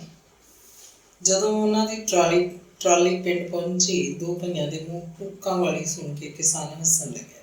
ਕਹਿੰਦਾ, ਉਹ ਪਿੰਡ ਦਾ ਨਾਂ ਭੁੱਖਿਆਂ ਵਾਲੀ ਹੈ, ਭੂਕਾਂ ਕਰੀ ਜਾਂਦੇ। ਉਹਨਾਂ 'ਚੋਂ ਇੱਕ ਭਈਆ ਫਿਰ ਬੋਲਿਆ, ਭੁੱਕਿਆਂ ਵਾਲੀ। ਜੱਟ ਖਿੱਚ ਕੇ ਕਹਿਣ ਲੱਗਾ, ਪਿੰਡ ਦਾ ਨਾਂ ਤਾਂ ਪਹਿਲਾਂ ਹੀ ਖਰਾਬ ਸੀ, ਇਹਨਾਂ ਸਾਲਿਆਂ ਨੇ ਉਦੋਂ ਵੀ ਭੈੜਾ ਬਣਾ ਦਿੱਤਾ, ਭੂਕਾ ਕਰੀ ਜਾਂਦੇ। ਫਿਰ ਬੋਲਿਆ, ਪਿੰਡ ਦਾ ਇੱਕ ਦੂਜਾ ਨਾਮ ਵੀ ਹੈ, ਭਗਵਾਨਗੜ੍ਹ। ਪਿੰਡ ਵੜਦਿਆਂ ਹੀ ਸਾਹਮਣੇ ਪਿੱਪਲ ਦੀ ਚੌਕੜੀ 'ਤੇ ਲਿਖਿਆ ਸੀ, ਭੁੱਖਿਆਂ ਵਾਲੀ ਭਗਵਾਨਗੜ੍ਹ। ਭਈਆਂ ਨੂੰ ਭਗਵਾਨਗੜ੍ਹ ਆਖਣਾ ਸੁਖਾਲਾ ਲੱਗਿਆ, ਪਰ ਪਿੰਡ ਦਾ ਨਾਂ ਭਗਵਾਨਗੜ੍ਹ ਆਮ ਪਿੰਡਾਂ 'ਚ ਪ੍ਰਚਲਿਤ ਨਹੀਂ ਸੀ। ਪੱਕਾ ਨਾਂ ਤਾਂ ਭੁੱਖਿਆਂ ਵਾਲੀ ਹੀ ਸੀ। ਇੱਧਰਲੇ ਪਿੰਡਾਂ ਦੇ ਅਜਿਹੇ ਕਈ ਨਾਂ ਸਨ ਜਿਨ੍ਹਾਂ ਨੂੰ ਬਾਹਰ ਕਿਧਰੇ ਦੱਸਦਿਆਂ ਪਿੰਡ ਵਾਲਿਆਂ ਨੂੰ ਸ਼ਰਮ ਆਉਂਦੀ, ਜਿਵੇਂ ਅੱਕਾਂ ਵਾਲੀ, ਸੱਪਾਂ ਵਾਲੀ, ਟੱਡੂ ਖੇੜਾ, ਮਿੱਟੂ ਖੇੜਾ, ਕੱਟਿਆਂ ਵਾਲੀ, ਰੁੱਝਾਂ ਵਾਲੀ, ਕੁੱਤਿਆਂ ਵਾਲੀ, ਔਤਾਂ ਵਾਲੀ ਆਦਿ। ਇਹਨਾਂ ਸਮਿਆਂ 'ਚ ਲੋਕਾਂ ਨੇ ਪਿੰਡ ਦੇ ਅਜਿਹੇ ਕਸੂਤੇ ਜਿਹੇ ਨਾਂ ਪਤਾ ਨਹੀਂ ਕਿਉਂ ਰੱਖਦੇ ਸਨ। ਉਹਨਾਂ ਦੀ 30 ਕਿੱਲੇ ਹਾਲੀ ਵੱਢੀ ਨਹੀਂ ਗਈ ਸੀ ਕਿ ਪਿੰਡ ਦੇ ਇੱਕ ਹੋਰ ਜੱਟ ਨੇ ਅਸਲਮ ਨੂੰ 20 ਕਿੱਲਿਆਂ ਦੀ ਸਾਈ ਫੜਾ ਦਿੱਤੀ। ਉਹ 1 ਮਹੀਨਾ ਇੱਥੇ ਪਿੰਡ 'ਚ ਕਣਕ ਵੱਢਦੇ ਰਹੇ। ਉਹਨਾਂ ਕੋਲ ਖਾਸੇ ਪੈਸੇ ਇਕੱਠੇ ਹੁੰਦੇ ਤਾਂ ਉਹ ਭਗਵਾਨਗੜ੍ਹ ਦੇ ਡਾਕਖਾਨੇ ਜਾ ਕੇ ਘਰਾਂ ਨੂੰ ਮਨੀ ਆਰਡਰ ਕਰਵਾ ਆਉਂਦੇ। ਕੋਈ ਧੋਖੇ ਵਾਲੀ ਗੱਲ ਨਹੀਂ ਸੀ। ਉਹਨਾਂ ਨੂੰ ਮਨੀ ਆਰਡਰ ਕਰਾਉਣ ਦੀਆਂ ਪੱਕੀਆਂ ਰਸੀਦਾਂ ਮਿਲਦੀਆਂ ਸਨ। ਮਨੀ ਆਰਡਰ ਪਹੁੰਚਦੇ ਵੀ ਸਨ। ਉੱਧਰੋਂ ਉਹਨਾਂ ਦੇ ਘਰਾਂ ਤੋਂ ਵਾਪਸੀ ਰਸੀਦਾਂ ਆ ਰਹੀਆਂ ਸਨ। ਪਿੰਡ ਦੇ ਬਹੁਤੇ ਕਿਸਾਨ ਆਪਣੀ ਕਣਕ ਭਈਆਂ ਤੋਂ ਹੀ ਵਢਵਾ ਰਹੇ ਸਨ। 5-7 ਕਿੱਲਿਆਂ ਵਾਲੇ ਤਾਂ ਆਪ ਹੀ ਵੱਢ ਲੈਂਦੇ, ਆਪਸ 'ਚ ਬਿੜੀਆਂ ਵੀ ਕਰ ਲੈਂਦੇ। ਬਹੁਤੇ ਰਕਬਿਆਂ ਵਾਲੇ ਧਨੀ ਕਿਸਾਨ ਕੰਬਾਈਨਾਂ ਤੋਂ ਕਣਕ ਵਢਵਾਉਂਦੇ। ਜਦ ਕਣਕ ਐਨ ਪੱਕ ਗਈ ਤੇ ਬੱਲੀਆਂ ਭਰਨ ਲੱਗੀਆਂ ਤਾਂ ਕੰਬਾਈਨ ਰਾਹੀਂ ਵਾਢੀ ਜ਼ਰੂਰੀ ਹੋ ਗਈ। ਕੰਬਾਈਨ ਤਾਂ ਬਸ ਇੱਕੋ ਦੁੱਖ ਸੀ ਕਿ ਤੂੜੀ ਨਹੀਂ ਬਣਦੀ ਸੀ। ਉਂਝ ਤਾਂ ਤੂੜੀ ਰੀਪਰ ਮਸ਼ੀਨਾਂ ਵੀ ਬਣ ਗਈਆਂ, ਪਰ ਡਰਮੀਆਂ ਨਾਲ ਕਣਕ ਕੱਢਣ ਦਾ ਮਜ਼ਾ ਹੀ ਹੋਰ ਸੀ। ਕੰਬਾਈਨਾਂ ਦੀ ਵਾਢੀ ਵਾਲੇ ਜੱਟਾਂ ਨੂੰ ਹਾਨੀਸਾਰ ਤੂੜੀ ਮੁੱਲ ਲੈਣੀ ਪੈਂਦੀ ਸੀ। ਅਸਲਮ ਭਾਈ ਦੀ ਟੋਲੀ ਨੇੜੇ ਦੇ ਪਿੰਡਾਂ ਵਿੱਚ ਵੀ ਜਾਣ ਲੱਗੀ ਸੀ। ਵਾਢੀ ਦਾ ਕੰਮ ਅਪ੍ਰੈਲ ਦੇ ਅਖੀਰ ਤੱਕ ਚੱਲਦਾ ਰਿਹਾ। ਝੋਨੇ ਦੀ ਬਿਜਾਈ ਮਈ 'ਚ ਹੀ ਲੋਕ ਸ਼ੁਰੂ ਕਰ ਦਿੰਦੇ ਆ। ਉਹਨਾਂ ਦੀ ਟੋਲੀ ਕੋਲ 1 ਮਹੀਨੇ ਦਾ ਸਮਾਂ ਖਾਲੀ ਸੀ। ਇਸ ਸਮੇਂ 'ਚ ਉਹ ਇਕੱਲੇ ਹੋ ਗਏ ਜਾਂ 2-2, 3-3 ਬੰਦੇ ਇੱਧਰ ਉੱਧਰ ਪਿੰਡਾਂ 'ਚ ਜਾ ਵੜੇ ਤੇ ਜੱਟਾਂ ਦੇ ਦੂਜੇ ਕੰਮ ਕਰਨ ਲੱਗੇ। ਉਹਨਾਂ ਨੇ ਮਈ ਮਹੀਨੇ ਦੀ ਇੱਕ ਤਰੀਕ ਨਿਸ਼ਚਿਤ ਕੀਤੀ। ਤੈਅ ਹੋਇਆ ਕਿ ਇਸ ਤਰੀਕ ਨੂੰ ਉਹ ਬਠਿੰਡੇ ਦੇ ਸਟੇਸ਼ਨ ਉੱਤੇ ਦੁਪਹਿਰ ਵੇਲੇ ਇਕੱਠੇ ਹੋਣਗੇ ਤੇ ਝੋਨਾ ਲਾਉਣ ਲਈ ਇਵੇਂ ਜਿਵੇਂ ਪੂਰੀ ਦੀ ਪੂਰੀ ਟੋਲੀ ਕਿਧਰੇ ਕਿਸੇ ਪਿੰਡ ਜਾਏਗੀ। ਇਸ ਟੋਲੀ 'ਚੋਂ 2-4 ਬੰਦੇ 1 ਮਹੀਨੇ ਲਈ ਵਾਪਸ ਬਿਹਾਰ ਮੁੜਨਾ ਵੀ ਚਾਹੁੰਦੇ ਸੀ ਤਾਂ ਕਿ ਆਪਣੇ ਘਰ-ਬਾਰ ਦੀ ਖਬਰਸਾਰ ਲੈ ਸਕਣ। ਪਰ ਇਸ ਟੋਲੀ ਨੇ ਮੁੜ ਕੇ ਇਵੇਂ ਜਿਵੇਂ ਭੁੱਖਿਆਂ ਵਾਲੀ ਪਿੰਡ ਨਹੀਂ ਜਾਣਾ ਸੀ। ਕਾਰਨ ਇਹ ਸੀ ਕਿ ਇੱਧਰ ਇਸ ਇਲਾਕੇ 'ਚ ਝੋਨਾ ਬਹੁਤ ਘੱਟ ਬੀਜਿਆ ਜਾਂਦਾ ਸੀ। ਇਹ ਬਠਿੰਡੇ ਤੋਂ ਰਾਮਾ ਮੰਡੀ ਵੱਲ ਦਾ ਸਾਰਾ ਇਲਾਕਾ ਕਪਾਹ ਪੱਟੀ ਦਾ ਇਲਾਕਾ ਸੀ। ਝੋਨੇ ਲਈ ਇਹ ਜ਼ਮੀਨ ਉਪਯੋਗੀ ਨਹੀਂ ਸੀ। ਭੁੱਖਿਆਂ ਵਾਲੀ ਪਿੰਡ ਦੇ ਨੇੜੇ ਹੀ ਸੀ ਜਗਤਪੁਰ। ਜਦੋਂ ਅਸਲਮ ਦੀ ਟੋਲੀ ਨਿਕਲਣ ਲੱਗੀ ਤਾਂ ਭੀਮਾ ਜਗਤਪੁਰ ਨੂੰ ਆਪਣਾ ਛਿੱਛ-ਪੱਤ ਲੈ ਕੇ ਤੁਰ ਪਿਆ। ਉਹਨੂੰ ਕਿਸੇ ਨੇ ਸੁਝਾਅ ਨਹੀਂ ਦਿੱਤਾ ਤੇ ਨਾ ਹੀ ਉਹਦੀ ਪਹਿਲਾਂ ਕੋਈ ਜਾਣ ਪਛਾਣ ਸੀ ਜਗਤਪੁਰ ਪਿੰਡ 'ਚ। ਬਸ ਜਿਵੇਂ ਕੁਦਰਤ ਨੇ ਉਹਦਾ ਮੂੰਹ ਜਗਤਪੁਰ ਵੱਲ ਕਰ ਦਿੱਤਾ ਹੋਵੇ। ਉਹਦੇ ਪੈਰ ਆਪਣੇ ਆਪ ਜਾਦੂ ਜਿਹੇ ਅਸਰ ਹੇਠ ਜਗਤਪੁਰ ਪਿੰਡ ਦੇ ਰਾਹ ਤੁਰ ਪਏ। ਸੜਕ ਤੁਰਿਆ ਜਾ ਰਿਹਾ, ਇਉਂ ਲੱਗ ਰਿਹਾ ਸੀ ਜਿਵੇਂ ਉਹਨੇ ਸੱਚਮੁੱਚ ਹੀ ਜਗਤਪੁਰ ਜਾਣਾ ਹੋਵੇ, ਜਿਵੇਂ ਜਗਤਪੁਰ ਹੀ ਉਹਦਾ ਆਖਰੀ ਟਿਕਾਣਾ ਹੋਵੇ। ਇਹ ਵੀ ਹੋ ਸਕਦਾ ਸੀ ਕਿ ਜਗਤਪੁਰ ਨਾ ਹੀ ਜਾਂਦਾ, ਉੱਥੇ ਉਹਦਾ ਟਿਕਾਣਾ ਨਾ ਬਣਦਾ ਦਿਸਦਾ ਤਾਂ ਉਹ ਅਗਲੇ ਕਿਸੇ ਪਿੰਡ ਚਲਾ ਜਾਂਦਾ ਤੇ ਉਹ ਤੋਂ ਵੀ ਅਗਲੇ ਕਿਸੇ ਹੋਰ ਪਿੰਡ। ਉਹਨੇ 1 ਮਹੀਨਾ ਗੁਜ਼ਾਰਨਾ ਸੀ ਤੇ ਕਿਤੇ ਵੀ ਹੁੰਦਾ ਝੋਨੇ ਦੀ ਬਿਜਾਈ ਸ਼ੁਰੂ ਹੁੰਦੀ ਤਾਂ ਉਹ ਪਤਾ ਨਹੀਂ ਕਿੱਥੇ ਹੁੰਦਾ। ਅਸਲਮ ਵਾਲੀ ਟੋਲੀ 'ਚ ਮੁੜ ਕੇ ਸ਼ਾਮਲ ਹੋਣਾ ਵੀ ਕੋਈ ਜ਼ਰੂਰੀ ਨਹੀਂ ਸੀ। ਅੰਗ 24। ਜਗਤਪੁਰ ਦੇ ਬੱਸ ਸਟਾਪ ਉੱਤੇ ਦਮ ਲੈਣ ਲਈ ਭੀਮਾ ਦਰਖਤਾਂ ਦੀ ਛਾਂ ਥੱਲੇ ਬੈਠ ਗਿਆ। ਉਹਨੂੰ ਮੁੜਕਾ ਆਇਆ ਹੋਇਆ ਸੀ ਤੇ ਗਰਮੀ ਲੱਗ ਰਹੀ ਸੀ। ਉਹ ਇਹ ਸੋਚ ਕੇ ਢਿੱਡ 'ਚ ਹੀ ਹੱਸਣ ਲੱਗਿਆ ਕਿ ਕਣਕ ਵੱਢਣ ਵੇਲੇ ਤਾਂ ਉਹਨੂੰ ਕਦੇ ਗਰਮੀ ਨਾ ਲੱਗੀ, ਅੱਜ ਉਹ ਵਿਹਲਾ ਹੈ ਤੇ ਉਹਨੂੰ ਗਰਮੀ ਲੱਗ ਰਹੀ ਹੈ। ਉਹਨੂੰ ਪਿਆਸ ਵੀ ਲੱਗੀ ਸੀ ਤੇ ਭੁੱਖ ਵੀ। ਅੱਡੇ ਉੱਤੇ ਕੁਝ ਖਾਣ ਨੂੰ ਕੋਈ ਦੁਕਾਨ ਨਹੀਂ ਸੀ, ਪਰ ਪਾਣੀ ਦਾ ਪਿਆਓ ਜ਼ਰੂਰ ਸੀ। ਬੋਰੇ ਦੀਆਂ ਫਲੀਆਂ ਤਾਣ ਕੇ ਬਣਾਈ ਇੱਕ ਝੌਂਪੜੀ ਸੀ, ਜਿਸ 'ਚ ਪਾਣੀ ਦੇ ਭਰੇ ਕੂਰੇ ਘੜੇ ਸਨ। ਝੌਂਪੜੀ ਅੰਦਰ ਬੈਠਾ ਇੱਕ ਕਾਲਾ ਜਿਹਾ ਬੁੜਾ ਬੰਦਾ ਆਏ ਗਏ ਨੂੰ ਪਾਣੀ ਪਿਆਉਂਦਾ, ਘੜੇ 'ਚੋਂ ਪਾਣੀ ਦਾ ਜੱਗ ਭਰਦਾ। ਪਲਾਸਟਿਕ ਦੇ ਗਲਾਸਾਂ 'ਚ ਪਾਣੀ ਪੁਆ ਪੁਆ ਲੋਕ ਪੀਂਦੇ ਜਾਂਦੇ। ਗਲਾਸ ਉੱਥੇ ਹੀ ਧਰ ਦਿੰਦੇ, ਜਿਹਨੂੰ ਬੁੱਢਾ ਬਾਬਾ ਧੋ ਕੇ ਰੱਖਦਾ। ਭੀਮੇ ਨੇ ਪਾਣੀ ਦੇ 2 ਗਲਾਸ ਪੀਤੇ ਤੇ ਆਪਣਾ ਢਿੱਡ ਭਰ ਲਿਆ, ਜਿਵੇਂ ਹੁਣ ਹੋਰ ਕਾਸੇ ਦੀ ਲੋੜ ਨਾ ਹੋਵੇ। ਅੱਡੇ ਉੱਤੇ ਇੱਕੋ ਥਾਂ ਕਿੰਨੇ ਸਾਰੇ ਦਰਖਤ ਸਨ, ਪਿੱਪਲ, ਨਿੰਮ, ਟਾਹਲੀਆਂ ਤੇ 2 ਬੇਰੀਆਂ। ਦਰਖਤਾਂ ਦੇ ਗੋਲ ਘੇਰੇ ਅੰਦਰ 2 ਤਖਤਪੋਸ਼ ਡਹੇ ਸਨ। ਇਹ ਲੰਮੇ ਚੌੜੇ ਤਖਤਪੋਸ਼ ਸਨ, ਪਰ ਲੱਕੜ ਬਹੁਤ ਪੁਰਾਣੀ ਲੱਗਦੀ ਸੀ। ਪਿੰਡ ਦੇ ਵਿਹਲੇ ਬੰਦੇ ਇਹਨਾਂ ਤਖਤਪੋਸ਼ਾਂ 'ਤੇ ਆ ਕੇ ਬੈਠਦੇ, ਤਾਸ਼ ਦੀ ਬਾਜੀ ਲਾਉਂਦੇ। ਕੁਝ ਬੰਦੇ ਉਂਝ ਹੀ ਬੈਠੇ ਰਹਿੰਦੇ, ਸਵਾਰੀਆਂ ਨੂੰ ਦੇਖਦੇ ਰਹਿੰਦੇ। ਮਿੰਨੀ ਬੱਸ ਤੋਂ ਉਤਰੇ ਬੰਦਿਆਂ ਦੀ ਪਰਖ ਕਰਦੇ, ਉੱਪਰੇ ਬੰਦੇ ਬਾਰੇ ਵਾਧੂ ਦਾ ਦਿਮਾਗ ਲਾਉਣ ਲੱਗਦੇ ਕਿ ਉਹ ਪਿੰਡ 'ਚ ਕਿਹਦੇ ਘਰ ਜਾਏਗਾ, ਕੌਣ ਹੋਇਆ ਹੈ, ਕਿਉਂ ਆਇਆ। ਇਹ ਨੰਗ ਮਲੰਗ ਜਿਹਾ ਬੱਸ ਸਟਾਪ ਸੀ। ਭੀਮੇ ਦਾ ਜੀਅ ਕਰਦਾ ਕਿ ਉਹ ਪਿੰਡ ਵਿੱਚ ਜਾਵੇ, ਕਦੇ ਜੀਅ ਕਰਦਾ ਕਿ ਉਹ ਅਗਲੇ ਕਿਸੇ ਪਿੰਡ ਨੂੰ ਤੁਰ ਪਵੇ। ਇੱਥੇ ਉਹਦਾ ਕੌਣ ਹੈ? ਕੋਈ ਉਹਨੂੰ ਜਾਣਦਾ ਨਹੀਂ, ਉਹਨੂੰ ਕੋਈ ਪੁੱਛਣ ਵਾਲਾ ਨਹੀਂ ਸੀ ਕਿ ਤੂੰ ਕੌਣ ਹੈ, ਕਿੱਥੋਂ ਆਇਆ, ਇੱਥੇ ਕਿਵੇਂ ਆਇਆ। ਪਿਆਓ ਦਾ ਪਾਣੀ ਪੀਣ ਤੋਂ ਬਾਅਦ ਉਹ ਇੱਕ ਰੁੱਖ ਨਾਲ ਪਿੱਠ ਲਾ ਕੇ ਬੈਠ ਗਿਆ। ਇਸ ਸਮੇਂ ਉਹ ਕੁਝ ਵੀ ਨਹੀਂ ਸੀ ਸੋਚ ਰਿਹਾ, ਜਿਵੇਂ ਉਹਦੀ ਪਿੱਠ ਨਾਲ ਲੱਗਿਆ ਦੇਵਤਾ ਰੁੱਖ ਹੀ ਸੁੱਖ ਦਾ ਸੰਸਾਰ ਹੋਵੇ। ਕਦੇ ਉਹ ਤਖਤਪੋਸ਼ਾਂ ਉੱਤੇ ਬੈਠੇ ਬੰਦਿਆਂ ਵੱਲ ਝਾਕਦਾ, ਜਿਨ੍ਹਾਂ ਦਾ ਉਹਦੇ ਵੱਲ ਕੋਈ ਧਿਆਨ ਨਹੀਂ ਸੀ। ਕਦੇ ਮਿੰਨੀ ਬੱਸ ਦੀ ਉਡੀਕ 'ਚ ਦੂਰ ਬੈਠੀਆਂ ਸਵਾਰੀਆਂ ਵੱਲ ਝਾਕੀ ਜਾਂਦਾ। ਅਖੀਰ ਇੱਕ ਬਜ਼ੁਰਗ ਬੰਦਾ ਤਖਤਪੋਸ਼ ਤੋਂ ਉੱਠਿਆ ਤੇ ਆਪਣੇ ਮੋਢੇ ਦੇ ਸਮੋਸੇ ਨਾਲ ਮੂੰਹ ਪੂੰਝ ਕੇ ਭੀਮੇ ਵੱਲ ਗੌਰ ਨਾਲ ਵੇਖਣ ਲੱਗਾ। ਉਹਨਾਂ ਦੀ ਅੱਖ ਲੜੀ ਤਾਂ ਉਹਨੇ ਪੁੱਛਿਆ, ਤੂੰ ਵੀ ਭਗਤਾ ਕਿੱਥੋਂ ਆਇਆ, ਕਿੱਥੇ ਜਾਣਾ? ਨਾ ਮੈਂ ਕहीं से आया हूँ और ना कहीं जा रहा हूँ, बस बैठा हूँ। ਭੀਮੇ ਦੇ ਬੋਲ ਕਵੀਆਂ ਵਰਗੇ ਸਨ। ਗਿੰਦਰ ਦਾ ਪੱਕਾ ਅੰਦਾਜ਼ਾ ਸੀ ਕਿ ਉਹ ਬਿਹਾਰੀ ਭਈਆ ਹੈ ਤੇ ਵਾਢੀ ਦਾ ਕੰਮ ਮੁਕਾ ਕੇ ਵਿਹਲਾ ਬੈਠਾ ਹੈ, ਕਿਸੇ ਹੋਰ ਕੰਮ ਦੀ ਤਾਕ 'ਚ। ਪੁੱਛਿਆ, ਵੱਢਤੀ ਕਣਕ ਪੰਜਾਬ ਦੀ? हाँ, जितना काम मिलता रहा करते रहे, ते हूँ अब इधर हूँ बस। बाकी लोग कुछ गांव को चले गए, कुछ मेरे जैसे इधर रहेंगे, फिर धान शुरू होने को है। उन्हें बैठे बैठे ही जवाब दिता। ज्वाले के ਗਿੰਦਰ ਦਾ ਉਸ ਦਿਨ ਕੁਝ ਚਿੱਤ ਢਿੱਲਾ ਸੀ, ਉਹਨੂੰ ਕਣਸ ਰਹਿੰਦੀ ਸੀ। ਪਿੰਡ ਦੇ ਡਾਕਟਰ ਤੋਂ ਦਵਾਈ ਲੈ ਕੇ ਪੈ ਗਿਆ ਸੀ, ਪਰ ਨੀਂਦ ਵੀ ਨਹੀਂ ਆਈ। ਕਣਸ ਜੀ ਰਹੀ ਸੀ, ਸਰੀਰ ਟੁੱਟੂ ਟੁੱਟੂ ਕਰ ਰਿਹਾ ਸੀ, ਅਚਵੀ ਲੱਗੀ ਸੀ। ਉਹ ਵਕਤ ਨੂੰ ਧੱਕਾ ਦੇਣ ਬੱਸ ਅੱਡੇ ਦੇ ਤਾਸ਼ ਖੇਡਣ ਵਾਲਿਆਂ ਕੋਲ ਆ ਬੈਠਾ ਸੀ। ਉਹਨੂੰ ਤਸੱਲੀ ਸੀ ਕਿ ਖੇਤ ਜਾ ਕੇ ਵਰਿਆਮ ਖੇਤਾਂ ਤੇ ਸੀਰੀ ਗੀਲਾ ਕਣਕ ਦਾ ਵੱਢ ਰਮਾ ਰਹੇ ਹੋਣਗੇ। ਉਹਦੀ ਆਪਣੀ ਖੇਤ 'ਚ ਇੰਨੀ ਜ਼ਰੂਰਤ ਨਹੀਂ ਸੀ, ਉਹਦੇ ਬਗੈਰ ਤਾਂ ਉੱਥੇ ਸਰਦਾ ਸੀ। ਨਾਲੇ ਜਦੋਂ ਕਦੇ ਅਜਿਹਾ ਹੁੰਦਾ ਕਿ ਘਰ 'ਚ ਇਕੱਲੀ ਸੰਤੀ ਹੁੰਦੀ ਤਾਂ ਗਿੰਦਰ ਦਾ ਘਰ ਰਹਿਣ ਨੂੰ ਜੀਅ ਕਰਦਾ। ਸੰਤੀ ਨਾਲ ਗੱਲਾਂ ਕਰਕੇ ਉਹਨੂੰ ਮਾਨਸਿਕ ਖੁਰਾਕ ਮਿਲਦੀ। रोटी खाधी किते? गिंदर ने भैया ने पूछा। रोटी कहाँ सरदार जी, सुबह जिमींदार के खेत से 2-2 चपातियाँ खा के निकले थे हम सब, चाह के साथ, उन्हें जवाब दिया। फिर हुण भुख लगी होनी है? गिंदर उहदे वल खासा गौर नाल झाकण लगे। बस ठीक है सरदार जी, रोटी को अब क्या, इतना दिन चढ़ाया है। भैया आसमान वाल देख रहा सी। चल उठ, की समान है तेरे कोल? ਉਹਨੂੰ ਆਪਣੇ ਘਰ ਲਿਜਾਣਾ ਚਾਹੁੰਦਾ ਸੀ। ਸਮਾਨ ਕਿਆ, ਬਸ ਇਹ ਇੱਕ ਪੀਪਾ ਹੈ, ਇੱਕ ਹੀ ਥੈਲਾ। ਭੀਮੇ ਨੇ ਮੋਢੇ ਲਟਕਦੇ ਆਪਣੇ ਝੋਲੇ ਨੂੰ ਹੱਥ ਲਾਇਆ। ਉਹ ਸੜਕ ਤੋਂ ਪਿੰਡ ਦੇ ਰਾਹ ਪੈ ਗਏ। ਅੱਗੇ ਅੱਗੇ ਗਿੰਦਰ, ਮਗਰ ਮਗਰ ਭੀਮਾ। ਗੱਲਾਂ ਵੀ ਕਰਦੇ ਜਾ ਰਹੇ ਸੀ। ਗਿੰਦਰ ਮੁੜ ਮੁੜ ਪਛਾਣ ਨੂੰ ਝਾਕਦਾ ਤੇ ਉਹਦੇ ਨਿਰਖ ਪਰਖ ਕਰਦਾ। ਭਈਆ ਦੇਖਣ ਨੂੰ ਤਕੜਾ ਨਰੋਆ ਲੱਗਦਾ ਸੀ। ਤੇੜ ਧੋਤੀ ਬੰਨੀ ਸੀ, ਪਿੰਜਣੀਆਂ ਤੱਕ ਉੱਚੀ ਗਲ, ਸਾਬਤ ਬਾਹਾਂ ਦਾ ਖੁੱਲ੍ਹਾ ਜਿਹਾ ਕੁੜਤਾ, ਛਾਤੀ ਦੇ ਬਟਨ ਲੱਗੇ ਹੋਏ ਨਹੀਂ ਸਨ, ਹਿੱਕ ਨੰਗੀ ਦਿਸਦੀ, ਥੱਲੇ ਦੀਆਂ ਅੱਧੀਆਂ ਬਾਹਾਂ ਦੀ ਬਨੈਣ ਸੀ ਨੀਲੇ ਰੰਗ ਦੀ, ਸਿਰ ਨੂੰ ਚਾਰਖਾਨੇ ਦਾ ਸਾਫਾ ਵਲੇਟਿਆ ਸੀ। ਗੱਲਾਂ ਫੁੱਲਵੀਆਂ ਤੇ ਅੱਖਾਂ ਛੋਟੀਆਂ ਸਨ, ਨੱਕ ਦੀ ਕੁੰਬਲੀ ਬੈਠੀ ਬੈਠੀ। ਗਿੰਦਰ ਨੇ ਉਹਨੂੰ ਪੁੱਛਿਆ, ਤੂੰ ਘੁਲਦਾ ਵੀ ਹੁੰਦਾ? ਕਿਆ ਮਤਲਬ? ਜ਼ੋਰ ਕਰਦਾ ਹੋਏਗਾ। ਜ਼ੋਰ ਕਿਆ? ਪਹਿਲਵਾਨੀ ਕੀਤੀ ਹੈ ਕਦੀ? अच्छा, हाँ, पहलवानी करता रहा। हमारे गांव हनुमान जी के मंदिर में अखाड़ा है, वहाँ पर करता था पहलवानी। ताई तेरा शरीर दसी जाता है। ਉਹਦਾ ਪਹਿਲਵਾਨੀ ਸਰੀਰ ਗਿੰਦਰ ਨੂੰ ਚੰਗਾ ਲੱਗਿਆ ਸੀ। फिर पूछा तेरी शादी हुई भी है? ना जी अभी कहाँ, शादी को क्या है जी सरदार जी, शादी तो जरूरी है भाई, शादी नाल तो सब कुछ है। बस जी ठीक है, शादी भी कभी हो जाएगी, शादी इतनी जरूरी नहीं, रोटी जरूरी है जी।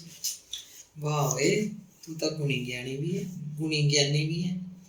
ਗਿੰਦਰ ਨੇ ਪਿੱਛੇ ਸਿਰ ਘੁਮਾ ਕੇ ਉਹਨੂੰ ਸ਼ਾਬਾਸ਼ ਦਿੱਤੀ। ਫਿਰ ਪੁੱਛਿਆ ਤੁਹਾਡੇ ਟੱਬਰ ਦੇ ਹੋਰ ਕੌਣ ਕੌਣ ਨੇ?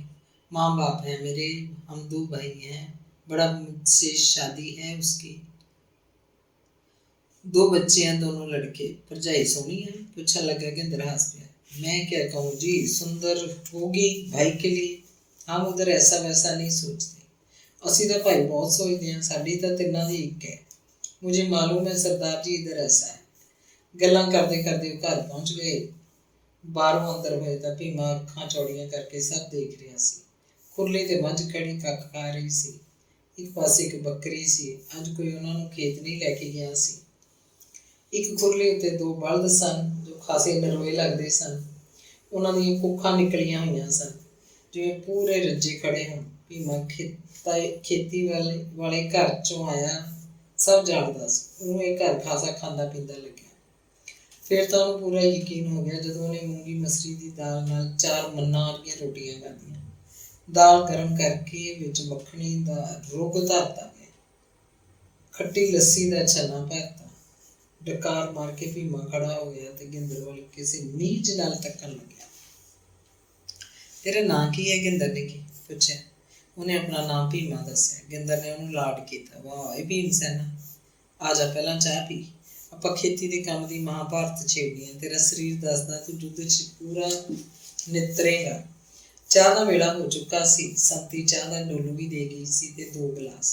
हाँ सरदार जी, मैं उधर भी यही तीर चलाता आया हैगा, हमारी अपनी जमीन हैगी, बड़ा भाई यही काम करता हैगा। मैं फिर इधर आ गया। रोटी खा के ते चाह पी के भीमे दे शरीर च फुर्ती जाग उठी। ਉਹਦੀਆਂ ਨਿੱਕੀਆਂ ਅੱਖਾਂ ਚਰਾਗਾਂ ਖੁੱਲ ਗਈਆਂ। ਉਹ ਉੱਠਿਆ ਤੇ ਫੌੜਾ ਫੜ ਕੇ ਪਸ਼ੂਆਂ ਦਾ ਗੋਹਾ ਪਰੇ ਹਟਾਉਣ ਲੱਗਾ। डॉक्टर की दवाई का असर शायद घट चलिया होएगा। गिंदर पतले कपड़े नाल मूँह सिर ढक के बैठक नाल लगदे वरांडे च लम्मा पै गया ते थोड़ी देर बाद कुराड़े मारन लग्या। जदों जागया सूरज रब दीयां जड़ां तक लै चुकिया सी ते भीमा संती नाल गल्लां मार रहा सी। गुरजंट भी बाहरों किधरों आ चुकिया सी ते उन्हां दोवां दे मूंहां वल झांक रहा सी। अंग 25। भीमा गिंदर दे घर 1.5 महीने लई दिन कट्टण आया सी। फिर तो उन्हें उधर बरनाला मानसा के पिंडा वल चले जाना सी। 1.5 महीने बाद चौलों की बुआई शुरू होनी सी ते बिहार के बंदे इधर आने शुरू हो जाने सन। पर कुदरत नूं पता नहीं की मंजूर सी कि सारी उम्र लई गिंदर दे घर ही दाई हो के रह गया, जिवें ज्वाले के घर ही जम्मिया होवे, जिवें उन्हां दे टब्बर लई वो बनिया होवे। गिंदर दे घर दा सारा काम करदा, घर हुंदा तां पशुआं नूं साਂਭदा, खेत हुंदा तां जिहड़ा भी काम सामने आउंदा वो करी जांदा। वो बस बलदां दा हल नहीं जाणदा सी, बाकी सारे काम करदा। तिन्नां भरावां च कोई भी उहनूं किसी काम नूं कहंदा वो अगला काम छड्ड के पहिलां वो काम करदा। ਉਹਦੇ हड्डां च पूरी जान सी, ਉਹਦੇ हत्थां पैरां च गजब दी फुर्ती सी, ਉਹਦੀ अकल तेज सी, अद्धा बोल भी मूँह नहीं निकल दिंदा सी, ਪਹਿਲਾਂ ही वो काम करन लग पिया। तिन्ने भरा ते संती भीमे दे कम्मां तों संतुष्ट सन। ਉਹਨੂੰ संती खाण पीण ਨੂੰ पूरा ਦਿੰਦੀ, ਜਿਵੇਂ ਉਹਨਾਂ ਦੇ ਘਰ ਦਾ ਉਹ ਦੂਜਾ ਗੁਰਜੰਟ ਹੋਵੇ। ਗੁਰਜੰਟ ਵੀ ਉਹਦੇ ਨਾਲ ਸਕੇ ਭਰਾਵਾਂ ਵਾਂਗ ਰਹਿੰਦਾ ਸੀ। ਉਹ ਲਗਭਗ ਇੱਕੋ ਉਮਰ ਦੇ ਸਨ। ਭੀਮਾ ਗੁਰਜੰਟ ਤੋਂ ਬਹੁਤਾ ਵੱਡਾ ਨਹੀਂ ਸੀ। ਉਹ ਅਲੱਗ ਬੈਠੇ ਮੁੰਡਿਆਂ ਖੁੰਡਿਆਂ ਵਾਲੀਆਂ ਆਪਣੀਆਂ ਗੱਲਾਂ ਵੀ ਕਰਦੇ। ਉਹ ਗਿੰਦਰ ਦੇ ਘਰ 'ਚ ਅਜਿਹਾ ਪਰਚਿਆ ਕਿ ਉਹਨੂੰ ਇਹ ਟੱਬਰ ਛੱਡ ਕੇ ਜਾਣਾ ਮੁਸ਼ਕਿਲ ਲੱਗਿਆ। ਝੋਨਾ ਬੀਜਣ ਦੀ ਰੁੱਤ ਉਹਦੇ ਸਿਰ ਤੇ ਦੀ ਲੰਘਦੀ ਜਾ ਰਹੀ ਸੀ। ਜਗਤਪੁਰ ਪਿੰਡ 'ਚ ਕੋਈ ਘਰ ਝੋਨੇ ਦੀ ਖੇਤੀ ਵੀ ਕਰਦਾ ਸੀ। ਜਦੋਂ ਭੀਮਾ ਖੇਤ ਨੂੰ ਜਾਂਦਾ, ਕਿਸੇ ਹੋਰ ਦੇ ਖੇਤ 'ਚ ਝੋਨਾ ਲੱਗਦਾ ਵੇਖਦਾ, ਤਦ ਹੀ ਉਹਨੂੰ ਯਾਦ ਆਉਂਦਾ ਕਿ ਉਹਨੇ ਤਾਂ ਆਪ ਇਹ ਕੰਮ ਕਰਨਾ। ਉੱਧਰ ਬਰਨਾਲਾ ਮਾਨਸਾ ਦੇ ਪਿੰਡਾਂ ਵੱਲ ਜਾਣਾ ਸੀ। ਬਿਹਾਰ 'ਚੋਂ ਆਏ ਉਹਨਾਂ ਦੇ ਪਿੰਡਾਂ ਵੱਲ ਦੇ ਮੁੰਡੇ ਉਹਨੂੰ ਉਡੀਕ ਰਹੇ ਹੋਣਗੇ। ਕੀ ਪਤਾ ਉਹਦੇ ਬਾਰੇ ਕੀ ਗੱਲਾਂ ਕਰਦੇ ਹੋਣ, ਉਹਦੇ ਬਾਰੇ ਕੀ ਸੋਚਦੇ ਹੋਣ, ਪਰ ਉਹਨੂੰ ਗਿੰਦਰ ਦੇ ਖੇਤਾਂ ਦਾ ਕੰਮ ਹੀ ਜ਼ਰੂਰੀ ਲੱਗਦਾ। ਗਿੰਦਰ ਦੇ ਘਰ ਕਰਨ ਵਾਲੇ ਕਿੰਨੇ ਸਾਰੇ ਕੰਮ ਸਨ। ਉਹਨਾਂ ਲਈ ਝੋਨਾ ਬੀਜਣ ਦੇ ਕੰਮ ਨਾਲੋਂ ਜਿਵੇਂ ਗਿੰਦਰ ਦਾ ਘਰ ਬਹੁਤ ਜ਼ਰੂਰੀ ਹੋਵੇ। ਉਹਨੇ 2 ਕੁ ਵਾਰ ਗਿੰਦਰ ਨਾਲ ਗੱਲ ਵੀ ਕੀਤੀ ਸੀ ਕਿ ਝੋਨੇ ਦੀ ਬੁਆਈ ਸ਼ੁਰੂ ਹੋ ਚੁੱਕੀ ਹੈ ਤੇ ਹੁਣ ਉਹ ਜਾਣਾ ਚਾਹੁੰਦਾ ਹੈ। ਉਹਨਾਂ ਦੇ ਪਿੰਡਾਂ ਵੱਲ ਦੇ ਮੁੰਡੇ ਆ ਚੁੱਕੇ ਹੋਣਗੇ, ਉਹਨੂੰ ਉਡੀਕ ਰਹੇ ਹੋਣਗੇ। ਉਹ ਤਾਂ ਕਮਾਈ ਕਰ ਰਹੇ ਹਨ ਤੇ ਮੈਂ ਇੱਥੇ ਬੈਠਾ। ਗਿੰਦਰ ਜਵਾਬ ਦਿੰਦਾ, ਓਏ ਭਾਈ, ਜਿੰਨੀ ਕਮਾਈ ਤੈਨੂੰ ਝੋਨਾ ਲਾ ਕੇ ਹੋਣੀ ਸੀ ਉਹਨੇ ਪੈਸੇ ਇੱਥੋਂ ਮੈਥੋਂ ਲੈ ਜਾਈਂ। ਜਦੋਂ ਵੀ ਉੱਧਰ ਆਪਣੇ ਪਿੰਡ ਨੂੰ ਗਿਆ, ਠੀਕ ਹੈ, ਤੂੰ ਸਾਨੂੰ ਠੀਕ ਹੈ, ਜੇ ਕੋਈ ਦਿੱਕਤ ਹੈ ਤਾਂ ਦੱਸ। ਭੀਮਾ ਟਿਕ ਜਾਂਦਾ ਤੇ ਆਰਾਮ ਨਾਲ ਉਹਨਾਂ ਦੇ ਘਰ ਦਾ ਕੰਮ ਕਰਨ ਲੱਗਦਾ। ਦੂਜੇ ਭਈਏ ਤਾਂ ਇੱਧਰ ਝੋਨਾ ਲਾਉਣ ਆਏ ਸੁੱਕੇ ਟੁਕੜੇ ਖਾਂਦੇ ਰਹੇ ਹੁੰਦੇ। ਉਹਦੇ ਲਈ ਗਿੰਦਰ ਦੇ ਘਰ 'ਚ ਕਿੰਨਾ ਕੁਝ ਖਾਣ ਪੀਣ ਨੂੰ ਸੀ। ਲੱਸੀ, ਦੁੱਧ, ਘਿਓ, ਸਭ ਕੁਝ ਸੀ। ਸੰਤੀ ਉਹਨੂੰ ਪੁੱਤਾਂ ਵਾਂਗ ਪਾਲਦੀ ਸੀ। ਉਹਨੂੰ ਕੋਈ ਰੋਕ ਟੋਕ ਨਹੀਂ ਸੀ। ਉਹਨੇ ਕਦੇ ਬਠਿੰਡੇ ਜਾਣਾ ਹੁੰਦਾ ਤਾਂ ਗਿੰਦਰ ਤੋਂ ਮੂੰਹ ਮੰਗੇ ਪੈਸੇ ਲੈ ਜਾਂਦਾ ਸੀ। ਕਾਰਨ ਇਹ ਸੀ ਕਿ ਗਿੰਦਰ ਦਾ ਟੱਬਰ ਭੀਮੇ ਦੇ ਕੰਮਾਂ ਤੋਂ ਖੁਸ਼ ਸੀ। ਇੱਧਰਲੇ ਬੰਦੇ ਮਜ਼੍ਹਬੀ ਰਾਮਦਾਸੀ ਕਾਹਨੂੰ ਕਰਦੇ ਸੀ ਇੰਨਾ ਕੰਮ। ਇੱਧਰਲੇ ਬੰਦੇ ਤਾਂ ਚਲਾਕੀਆਂ ਕਰਦੇ, ਗੁੱਝਾਂ ਰੱਖਦੇ, ਕੰਮ ਥੋੜ੍ਹਾ ਕਰਦੇ, ਦਿਖਾਵਾ ਬਹੁਤਾ। ਭੀਮਾ ਤਾਂ ਜਿਵੇਂ ਸੱਚੇ ਦਿਲੋਂ ਆਪਣੀ ਦੇਹ ਵੇਲਦਾ ਸੀ। ਉਹ ਅੰਗਾਂ ਪੈਰਾਂ ਦਾ ਵੀ ਖੁੱਲ੍ਹਾ ਸੀ, ਪਹਿਲਵਾਨੀ ਕਰਦਾ ਆਇਆ ਸੀ। ਨਿੱਕੇ ਮੋਟੇ ਕੰਮ ਨੂੰ ਤਾਂ ਉਹ ਬੋਲਦਾ ਹੀ ਨਹੀਂ ਸੀ। ਔਖਾ ਕੰਮ ਕਿਹੜਾ ਉਹਦੇ ਅੱਗੇ ਅੜਦਾ ਸੀ। ਜੁਲਾਈ ਅਗਸਤ 'ਚ ਜਦੋਂ ਪੰਜਾਬ 'ਚ ਝੋਨੇ ਦਾ ਕੰਮ ਖਤਮ ਹੋਇਆ ਤਾਂ ਉਹ ਵੀ ਦੂਜੇ ਭਈਆਂ ਵਾਂਗ ਆਪਣੇ ਦੇਸ਼ ਨੂੰ ਚਲਾ ਗਿਆ। ਗਿੰਦਰ ਨੇ ਉਹਨੂੰ ਮੂੰਹ ਮੰਗੇ ਪੈਸੇ ਦਿੱਤੇ, ਪਰ ਤਾੜ ਕੇ ਕਿਹਾ ਕਿ 10-15 ਦਿਨ ਲਾ ਕੇ ਵਾਪਸ ਮੁੜ ਆਵੇ। ਉਹਨਾਂ ਦੇ ਘਰ ਨਿੱਤ ਦਾ ਕੰਮ ਹੈ, ਉਹਦੇ ਗਏ ਤੋਂ ਉਹਨਾਂ ਦਾ ਕੰਮ ਰੁਕ ਜਾਏਗਾ। ਸੰਤੀ ਨੇ ਵੀ ਉਹਨੂੰ ਬਾਰ ਆਖਿਆ, ਤੂੰ ਕੀ ਕਰਨਾ ਉੱਥੇ ਰਹਿ ਕੇ, ਤੂੰ ਤਾਂ ਭਾਈ ਸਾਡਾ ਹੋ ਗਿਆ ਹੁਣ। ਜਦ ਬੇਸ਼ੱਕ 5-7 ਦਿਨ ਲਾ, ਮਾਂ ਪਿਓ ਨੂੰ ਮਿਲ ਆਈ, ਪੈਸੇ ਦੇ ਆਈ, ਪਰ ਮੁੜ ਕੇ ਆਈ ਭਾਈ ਜ਼ਰੂਰ, ਅਸੀਂ ਤੈਨੂੰ ਦੇਖਾਂਗੇ। ਭੀਮੇ ਨੇ ਐਵੇਂ ਹੀ ਕੀਤਾ। ਉਹ ਤਿਲਕਪੁਰ ਗਿਆ, ਬਾਪ ਨੂੰ ਪੈਸੇ ਫੜਾਏ, ਮਾਂ ਦਾ ਪਿਆਰ ਲਿਆ ਤੇ 10 ਦਿਨਾਂ ਬਾਅਦ ਹੀ ਵਾਪਸ ਜਗਤਪੁਰ ਆ ਗਿਆ। ਉਹ ਫਿਰ ਐਵੇਂ ਹੀ ਕਰਦਾ। 6 ਮਹੀਨਿਆਂ ਬਾਅਦ ਹਾੜੀ ਸੌਣੀ ਦੀ ਬੀਜ ਬਜਾਈ ਮੁੱਕੀ ਤੋਂ ਆਪਣੇ ਪਿੰਡ ਜਾਂਦਾ, ਸ਼ਿਵ ਪ੍ਰਸ਼ਾਦ ਨੂੰ ਪੈਸੇ ਦੇ ਆਉਂਦਾ। ਗਿੰਦਰ ਦੇ ਘਰ ਤਾਂ ਮੌਜਾਂ ਹੀ ਮੌਜਾਂ ਸਨ, ਪਰ ਜਦੋਂ ਆਪਣੇ ਪਿੰਡ ਜਾਂਦਾ ਸੀ, ਭਾਈ ਭਰਜਾਈ ਉਹਦਾ ਪੂਰਾ ਉੱਕਰ ਆਦਰ ਕਰਦੇ। ਉਹਦੇ ਭਤੀਜੇ ਉਹਦੀਆਂ ਲੱਤਾਂ ਨੂੰ ਚੰਬੜ ਜਾਂਦੇ, ਚੀਜ਼ਾਂ ਮੰਗਦੇ। ਮਾਂ ਬਾਪ ਪੂਰੇ ਖੁਸ਼ ਸਨ ਕਿ ਉਹਨਾਂ ਦਾ ਪੁੱਤਰ ਪੰਜਾਬ ਗਿਆ ਹੋਇਆ। ਕਿੰਨਾ ਕਮਾਉਂਦਾ ਹੈ, ਹਰ ਛਮਾਈ ਪੈਸੇ ਦੇ ਕੇ ਜਾਂਦਾ। ਭੀਮਾ ਨਾ ਹੁੰਦਾ ਤਾਂ ਭੁੱਖੇ ਮਰਦੇ। ਖੇਤੀ ਦੇ ਕੰਮ 'ਚ ਤਾਂ ਉਹਨਾਂ ਦੇ ਪਰਿਵਾਰ ਨੂੰ ਭੋਰਾ ਵੀ ਫਾਇਦਾ ਨਹੀਂ ਸੀ। ਵੱਡਾ ਮੁੰਡਾ ਗੰਗਾ ਪ੍ਰਸ਼ਾਦ ਨੰਗ ਭੁੱਖ ਨਾਲ ਘੁਲਦਾ। ਖੇਤੀ ਵਿੱਚ ਉਹਨਾਂ ਦੇ ਘਰ ਦਾ ਖਰਚਾ ਪੂਰਾ ਨਹੀਂ ਹੁੰਦਾ ਸੀ। ਪਹਿਲਾਂ ਸ਼ਿਵ ਪ੍ਰਸਾਦ ਮਰਿਆ, ਉਹ ਤੋਂ ਬਾਅਦ ਬੁੜੀ, ਉਹਦੀ ਘਰ ਵਾਲੀ, ਮਾਂ ਬਾਪ ਜਦੋਂ ਦੋਵੇਂ ਨਹੀਂ ਰਹੇ ਸਨ, ਭੀਮਾ ਅਗਲੀ ਫਸਲ ਤੋਂ ਬਾਅਦ ਫਿਰ ਗਿਆ ਸੀ। ਇਸ ਵਾਰ ਉਹਨੇ ਗੰਗਾ ਪ੍ਰਸ਼ਾਦ ਨੂੰ ਪੈਸੇ ਨਹੀਂ ਦਿੱਤੇ। ਉਹ ਜਾਂਦਾ ਸੀ ਤਾਂ ਮਾਂ ਬਾਪ ਨੂੰ ਪੈਸੇ ਦੇਣ ਜਾਂਦਾ ਸੀ। ਭਰਾ ਭਰਜਾਈ ਜਾਂ ਉਹਨਾਂ ਦੇ ਮੁੰਡਿਆਂ ਤੋਂ ਉਹਨੇ ਕੀ ਲੈਣਾ ਸੀ। ਉਹਦਾ ਆਪਣਾ ਪਰਿਵਾਰ ਕੋਈ ਨਹੀਂ ਸੀ। ਉਹਦੇ ਹਿੱਸੇ ਦੀ ਜ਼ਮੀਨ ਉਹਦਾ ਵੱਡਾ ਭਰਾ ਖਾ ਰਿਹਾ ਸੀ। ਇਹ ਕੀ ਘੱਟ ਸੀ। ਅਸਲ 'ਚ ਤਾਂ ਪਿੰਡ ਦਾ ਮੋਹ ਉਹਨੂੰ ਉੱਥੇ ਇਸ ਵਾਰ ਲੈ ਗਿਆ ਸੀ। ਉਹਨੇ ਹਨੂੰਮਾਨ ਦੇ ਮੰਦਰ ਜਾ ਕੇ ਅਖਾੜੇ 'ਚ ਮੁੰਡਿਆਂ ਨੂੰ ਪਹਿਲਵਾਨੀ ਕਰਦੇ ਵੇਖਿਆ ਸੀ ਤਾਂ ਉਹਨੂੰ ਕੋਈ ਮਾਨਸਿਕ ਤਸੱਲੀ ਮਿਲੀ। ਰਾਮੂ ਭਲਵਾਨ ਨੇ ਉਹਨੂੰ ਕਿੰਨਾ ਪਿਆਰ ਕੀਤਾ। ਰਾਮਦੇਵ ਝਾਅ ਪੁਜਾਰੀ ਉਹਨੂੰ ਕਿੰਨੀਆਂ ਅਸੀਸਾਂ ਦੇ ਰਿਹਾ ਸੀ। ਇਸ ਵਾਰ ਉਹਨੇ ਪਵਨ ਪੁੱਤਰ ਬਜਰੰਗ ਬਲੀ ਦੀ ਮੂਰਤੀ ਉੱਤੇ 10 ਰੁਪਇਆਂ ਦਾ ਟਹਿ ਕਰਦਾ ਨੋਟ ਚੜਾਇਆ ਸੀ। ਪੁਜਾਰੀ ਨੇ ਪਹਿਲਾਂ ਵਾਂਗ ਹੀ ਖੜੇ ਹੋ ਕੇ ਉਹਦੇ ਮੱਥੇ ਨੂੰ ਸੰਧੂਰ ਦਾ ਟਿੱਕਾ ਲਾਇਆ ਤੇ ਮੰਤਰ ਪੜ੍ਹਿਆ। ਉਹਨੇ ਬਦਾਮ ਦੀਆਂ ਗਿਰੀਆਂ ਵਾਲਾ ਤੱਤਾ ਗਾੜਾ ਦੁੱਧ ਪੀਤਾ ਤਾਂ ਜਿਵੇਂ ਉਹਦੇ ਹੱਡਾਂ 'ਚ ਕੋਈ ਸ਼ਕਤੀ ਜਿਹੀ ਤਾਰ ਵਾਂਗ ਫਿਰ ਗਈ ਹੋਵੇ। ਮੰਦਰ ਤੋਂ ਬਾਹਰ ਆਉਂਦਾ ਉਹ ਰਾਮੂ ਭਲਵਾਨ ਨੂੰ ਅਖਾੜੇ ਦੇ ਨਿਮਿਤ ਕੁਝ ਰੁਪਏ ਵੀ ਦੇ ਆਇਆ ਸੀ। ਆਖਿਆ ਸੀ ਇਹਨਾਂ ਦਾ ਜਵਾਨਾਂ ਨੂੰ ਕੁਝ ਖਵਾ ਪਿਆ ਦਿਓ। ਭੀਮੇ ਨੇ ਤਿਲਕਪੁਰ ਪਿੰਡ ਦੀਆਂ ਗਲੀਆਂ ਦੇ ਗੇੜੇ ਕੱਢੇ ਸਨ। ਆਪਣੇ ਹਾਣੀ ਮੁੰਡਿਆਂ ਨੂੰ ਮਿਲਦਾ, ਉਹਨਾਂ ਦੀਆਂ ਮਾਵਾਂ ਉਹਦੀ ਚਾਹ ਦੁੱਧ ਨਾਲ ਸੇਵਾ ਕਰਦੀਆਂ, ਉਹਦੀ ਮਾਂ ਦੀਆਂ ਗੱਲਾਂ ਛੇੜ ਲੈਂਦੀਆਂ। ਜਿਹੜੇ ਮੁੰਡੇ ਪੰਜਾਬ ਹੋ ਕੇ ਆਏ ਸਨ ਉਹ ਉਹਦੇ ਨਾਲ ਗੱਲਾਂ ਸਾਂਝੀਆਂ ਕਰਦੇ। ਜਿਹੜੇ ਕਦੇ ਵੀ ਪੰਜਾਬ ਨਹੀਂ ਗਏ ਉਹ ਪੰਜਾਬ ਬਾਰੇ ਪੁੱਛਦੇ। ਜਿੰਨੇ ਦਿਨ ਵੀ ਉਹ ਤਿਲਕਪੁਰ ਰਿਹਾ, ਉਹਦੀ ਭਰਾ ਭਰਜਾਈ ਨੇ ਉਹਦਾ ਪਹਿਲਾਂ ਵਾਂਗ ਹੀ ਉੱਕਰ ਆਦਰ ਕੀਤਾ, ਪਹਿਲਾਂ ਵਾਂਗ ਹੀ ਉਹਦੀ ਸੇਵਾ ਕਰਦੇ ਰਹੇ। ਗੰਗਾ ਪ੍ਰਸ਼ਾਦ ਨੂੰ ਉਮੀਦ ਹੋਏਗੀ ਕਿ ਉਹ ਜਾਂਦਾ ਹੋਇਆ ਉਹਨੂੰ ਪੈਸੇ ਦੇ ਕੇ ਜਾਏਗਾ। ਜਾਣ ਵੇਲੇ ਉਹ ਭੀਮੇ ਨੂੰ ਫੁੱਲ ਤੋਰਾ ਤੱਕ ਛੱਡਣ ਵੀ ਗਿਆ ਸੀ। ਉਹਨੂੰ ਆਸ ਸੀ ਕਿ ਕੀ ਹੈ, ਫੁੱਲ ਤੋਰਾ ਤੋਂ ਤੁਰਨ ਵੇਲੇ ਉਹਨੂੰ ਪੈਸੇ ਫੜਾ ਕੇ ਜਾਏਗਾ, ਪਰ ਭੀਮੇ ਨੇ ਅਜਿਹਾ ਕੁਝ ਨਹੀਂ ਕੀਤਾ। ਅਸਲ 'ਚ ਜਗਤਪੁਰ ਤੋਂ ਫਾਲਤੂ ਪੈਸੇ ਲੈ ਕੇ ਨਹੀਂ ਸੀ ਆਇਆ। ਉਹ ਭਤੀਜਿਆਂ ਲਈ 2 ਕੁ ਚੀਜ਼ਾਂ ਜ਼ਰੂਰ ਲੈ ਆਇਆ ਸੀ, ਪਰ ਭਰਾ ਭਰਜਾਈ ਲਈ ਕੁਝ ਵੀ ਨਹੀਂ, ਜਿਵੇਂ ਪਹਿਲਾਂ ਕਿੰਨਾ ਕੁਝ ਲੈ ਕੇ ਆਉਂਦਾ ਸੀ। ਭੀਮਾ ਉਹ ਤੋਂ ਅਗਲੀ ਫਸਲ ਵੇਲੇ ਵੀ ਤਿਲਕਪੁਰ ਗਿਆ। ਇਸ ਵਾਰ ਗੰਗਾ ਪ੍ਰਸ਼ਾਦ ਨੇ ਉਹਨੂੰ ਚੱਜ ਨਾਲ ਬੁਲਾਇਆ ਹੀ ਨਹੀਂ, ਜਿਵੇਂ ਉਹਦਾ ਛੋਟਾ ਭਾਈ ਨਹੀਂ ਕੋਈ ਓਪਰਾ ਮੁੰਡਾ ਉਹਨਾਂ ਦੇ ਘਰ ਆਇਆ ਹੋਵੇ। ਉਹਦੀ ਭਰਜਾਈ ਵੀ ਪਹਿਲਾਂ ਵਾਂਗ ਉਹਦੇ ਨੇੜੇ ਨਹੀਂ ਆਈ। ਵੱਡੇ ਮੁੰਡੇ ਹੱਥ ਥਾਲੀ 'ਚ ਰੋਟੀ ਪਾ ਕੇ ਇਉਂ ਦਿੱਤੀ ਜਿਵੇਂ ਕੋਈ ਕੁੱਤੇ ਨੂੰ ਬੁਰਕੀ ਸੁੱਟਦਾ। ਇਸ ਵਾਰ ਉਹਨੇ ਇੱਕ ਰਾਤ ਹੀ ਗੰਗਾ ਪ੍ਰਸਾਦ ਦੇ ਘਰ ਕੱਟੀ, ਅਗਲੇ ਦਿਨ ਹੀ ਵਾਪਸ ਮੁੜ ਆਇਆ। ਨਾ ਉਹ ਹਨੂੰਮਾਨ ਦੇ ਮੰਦਰ ਗਿਆ, ਨਾ ਹੀ ਪਿੰਡ ਦਾ ਕੋਈ ਗੇੜਾ ਕੱਢਿਆ। ਪਿੰਡ ਉਹਨੂੰ ਬਗਾਨਾ ਬਗਾਨਾ ਲੱਗ ਰਿਹਾ ਸੀ। ਕੀ ਸੀ ਉਹਦਾ ਇੱਥੇ ਇਸ ਪਿੰਡ 'ਚ, ਜਿਵੇਂ ਉਹ ਪਰਦੇਸ 'ਚ ਆ ਵੜਿਆ ਹੋਵੇ। ਉਸ ਤੋਂ ਬਾਅਦ ਉਹ ਕਦੇ ਵੀ ਦਿਲਪੁਰ ਨਹੀਂ ਆਇਆ। ਅੰਗ 26। ਸੁਦਾਗਰ ਨੇ ਕਾਰ ਲੈ ਕੇ ਵਿਆਹ ਕਰਵਾਇਆ। ਉਹਦੀ ਬਹੂ BA ਪਾਸ ਸੀ, ਲੰਮੇ ਕੱਦ ਦੀ, ਬਹੁਤ ਸੋਹਣੀ। ਉਹਦੇ ਗੋਰੇ ਰੰਗ 'ਚੋਂ ਹਵਾ ਪਿਆਜ਼ੀ ਭਾਅ ਮਾਰਦੀ ਸੀ। ਤਿੱਖਾ ਨੱਕ, ਮੋਟੀਆਂ ਮੋਟੀਆਂ ਚਰਾਗਾਂ ਵਾਂਗ ਬਲਦੀਆਂ ਅੱਖਾਂ। ਉਹ ਬਠਿੰਡੇ ਦੀ ਕੁੜੀ ਸੀ।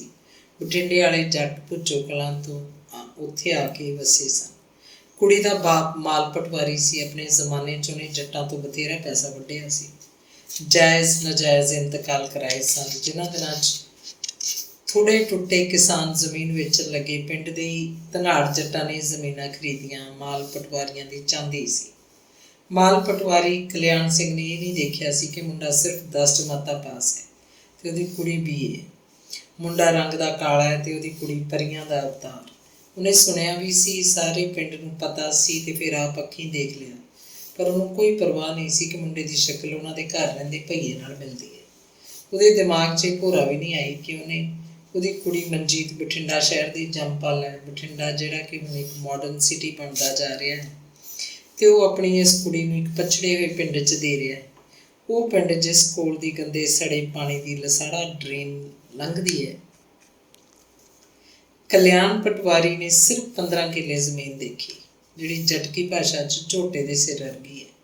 ਇੱਕ ਖੇਤ 'ਚ ਮੋਟਰ ਲੱਗੀ ਹੈ, ਦੂਜੇ ਖੇਤ 'ਚ ਪੀਟਰ ਇੰਜਨ। ਹਰ ਸਾਲ ਕਣਕ ਤੇ ਨਰਮਾ ਢੇਰਾਂ ਦੇ ਢੇਰ ਪੈਦਾ ਹੁੰਦਾ ਹੈ। ਜੱਟਾਂ ਦਾ ਮਕਾਨ ਵਧੀਆ, ਪਿੰਡ ਦੀ ਫਿਰਨੀ ਉੱਤੇ ਪਾਇਆ ਹੋਇਆ। ਵਰਾਂਡੇ 'ਚ ਟਰੈਕਟਰ ਖੜ੍ਹਾ ਹੈ, ਆਸ਼ਾ ਟਰੈਕਟਰ। ਜਿਸ ਦਿਨ ਉਹ ਸੁਦਾਗਰ ਨੂੰ ਸ਼ਗਨ ਕਰਨ ਗਏ, ਮੁੰਡੇ ਦੀ ਮਾਂ ਸੋਨੇ ਦੇ ਭਾਰੀ ਭਾਰੀ ਗਹਿਣਿਆਂ ਨਾਲ ਜਿਵੇਂ ਲੱਦੀ ਪਈ ਹੋਵੇ। ਸ਼ਗਨ ਵਾਲੇ ਦਿਨ ਮੁੰਡੇ ਦੀਆਂ ਦੋਵੇਂ ਭੈਣਾਂ ਆਈਆਂ ਸਨ। ਉਹ ਵੀ ਗਹਿਣਿਆਂ ਨਾਲ ਲੱਦੀਆਂ ਹੋਈਆਂ ਸਨ। ਪ੍ਰਾਹੁਣਿਆਂ ਦੇ ਹੱਥਾਂ 'ਚ 5-5 ਤੋਲਿਆਂ ਦੇ ਮੋਟੇ ਕੜੇ ਸਨ। ਉਹ ਆਪਣੀਆਂ ਕਾਰਾਂ ਜੀਪਾਂ ਲੈ ਕੇ ਆਏ ਸਨ। ਜਗਤਪੁਰ ਕੁੜੀ ਦੇਣ ਨਾਲ ਕਲਿਆਣ ਪਟਵਾਰੀ ਦੀਆਂ ਤਾਂ ਰਿਸ਼ਤੇਦਾਰੀਆਂ ਵੱਧ ਗਈਆਂ ਸਨ। ਭੁੱਚੋ ਕਲਾਂ ਉਹਨਾਂ ਦੇ ਪਿੰਡ ਨੇੜੇ ਨਥਾਣੇ ਸੁਦਾਗਰ ਦੇ ਨਾਨਕੇ ਸਨ। ਕੁੜੀ ਦੀਆਂ ਨਣਦਾਂ ਦੇ ਪਿੰਡ ਰਾਮਪੁਰਾ ਫੂਲ ਕੋਲ ਜੇਠੂ ਕੇ ਦੇ ਮੌੜ ਮੰਡੀ ਨਾਲ ਲੱਗਦਾ ਪਿੰਡ ਮੌੜ ਕਲਾਂ ਸਨ। ਉਹਦੀ ਧੀ ਮਨਜੀਤ ਤਾਂ ਇਹਨਾਂ ਤਿੰਨਾਂ ਪਿੰਡਾਂ 'ਚ ਖੁਸ਼ੀ ਗਮੀ ਵਾਲੇ ਦਿਨ ਆਇਆ ਕਰੇਗੀ। ਕੀ ਹੋਇਆ ਜੇ ਸ਼ਗਨ ਵਾਲੇ ਦਿਨ ਮੁੰਡੇ ਦੇ ਬਾਪ ਗੁਰਜੰਟ ਸਿੰਘ ਦੀ ਥਾਂ ਸਾਰੇ ਵਿਹਾਰ ਭੀਮੇ ਨੇ ਕੀਤੇ ਸਨ। ਇਹ ਸਾਰਾ ਕੁਝ ਮੁੰਡੇ ਦੀ ਮਾਂ ਚਰਨ ਕੌਰ ਦੇ ਕਹਿਣ 'ਤੇ ਹੀ ਹੋਇਆ ਸੀ। ਸਮਝਦੀ ਹੋਏਗੀ ਕਿ ਉਹ ਸੁਦਾਗਰ ਦੀ ਮਾਂ ਹੈ ਅਤੇ ਸੁਦਾਗਰ ਜਿਹੜਾ 15 ਕਿੱਲੇ ਭੋਏ ਦਾ ਮਾਲਕ ਹੈ ਅਤੇ ਨਾਲ ਹੁਣ ਭੀਮਾ ਇਸ ਘਰ ਦਾ ਜ਼ਿੰਮੇਵਾਰ ਆਦਮੀ ਸੀ। ਸਾਰੀ ਕਬੀਲਦਾਰੀ ਉਹਦੇ ਹੱਥ ਸੀ।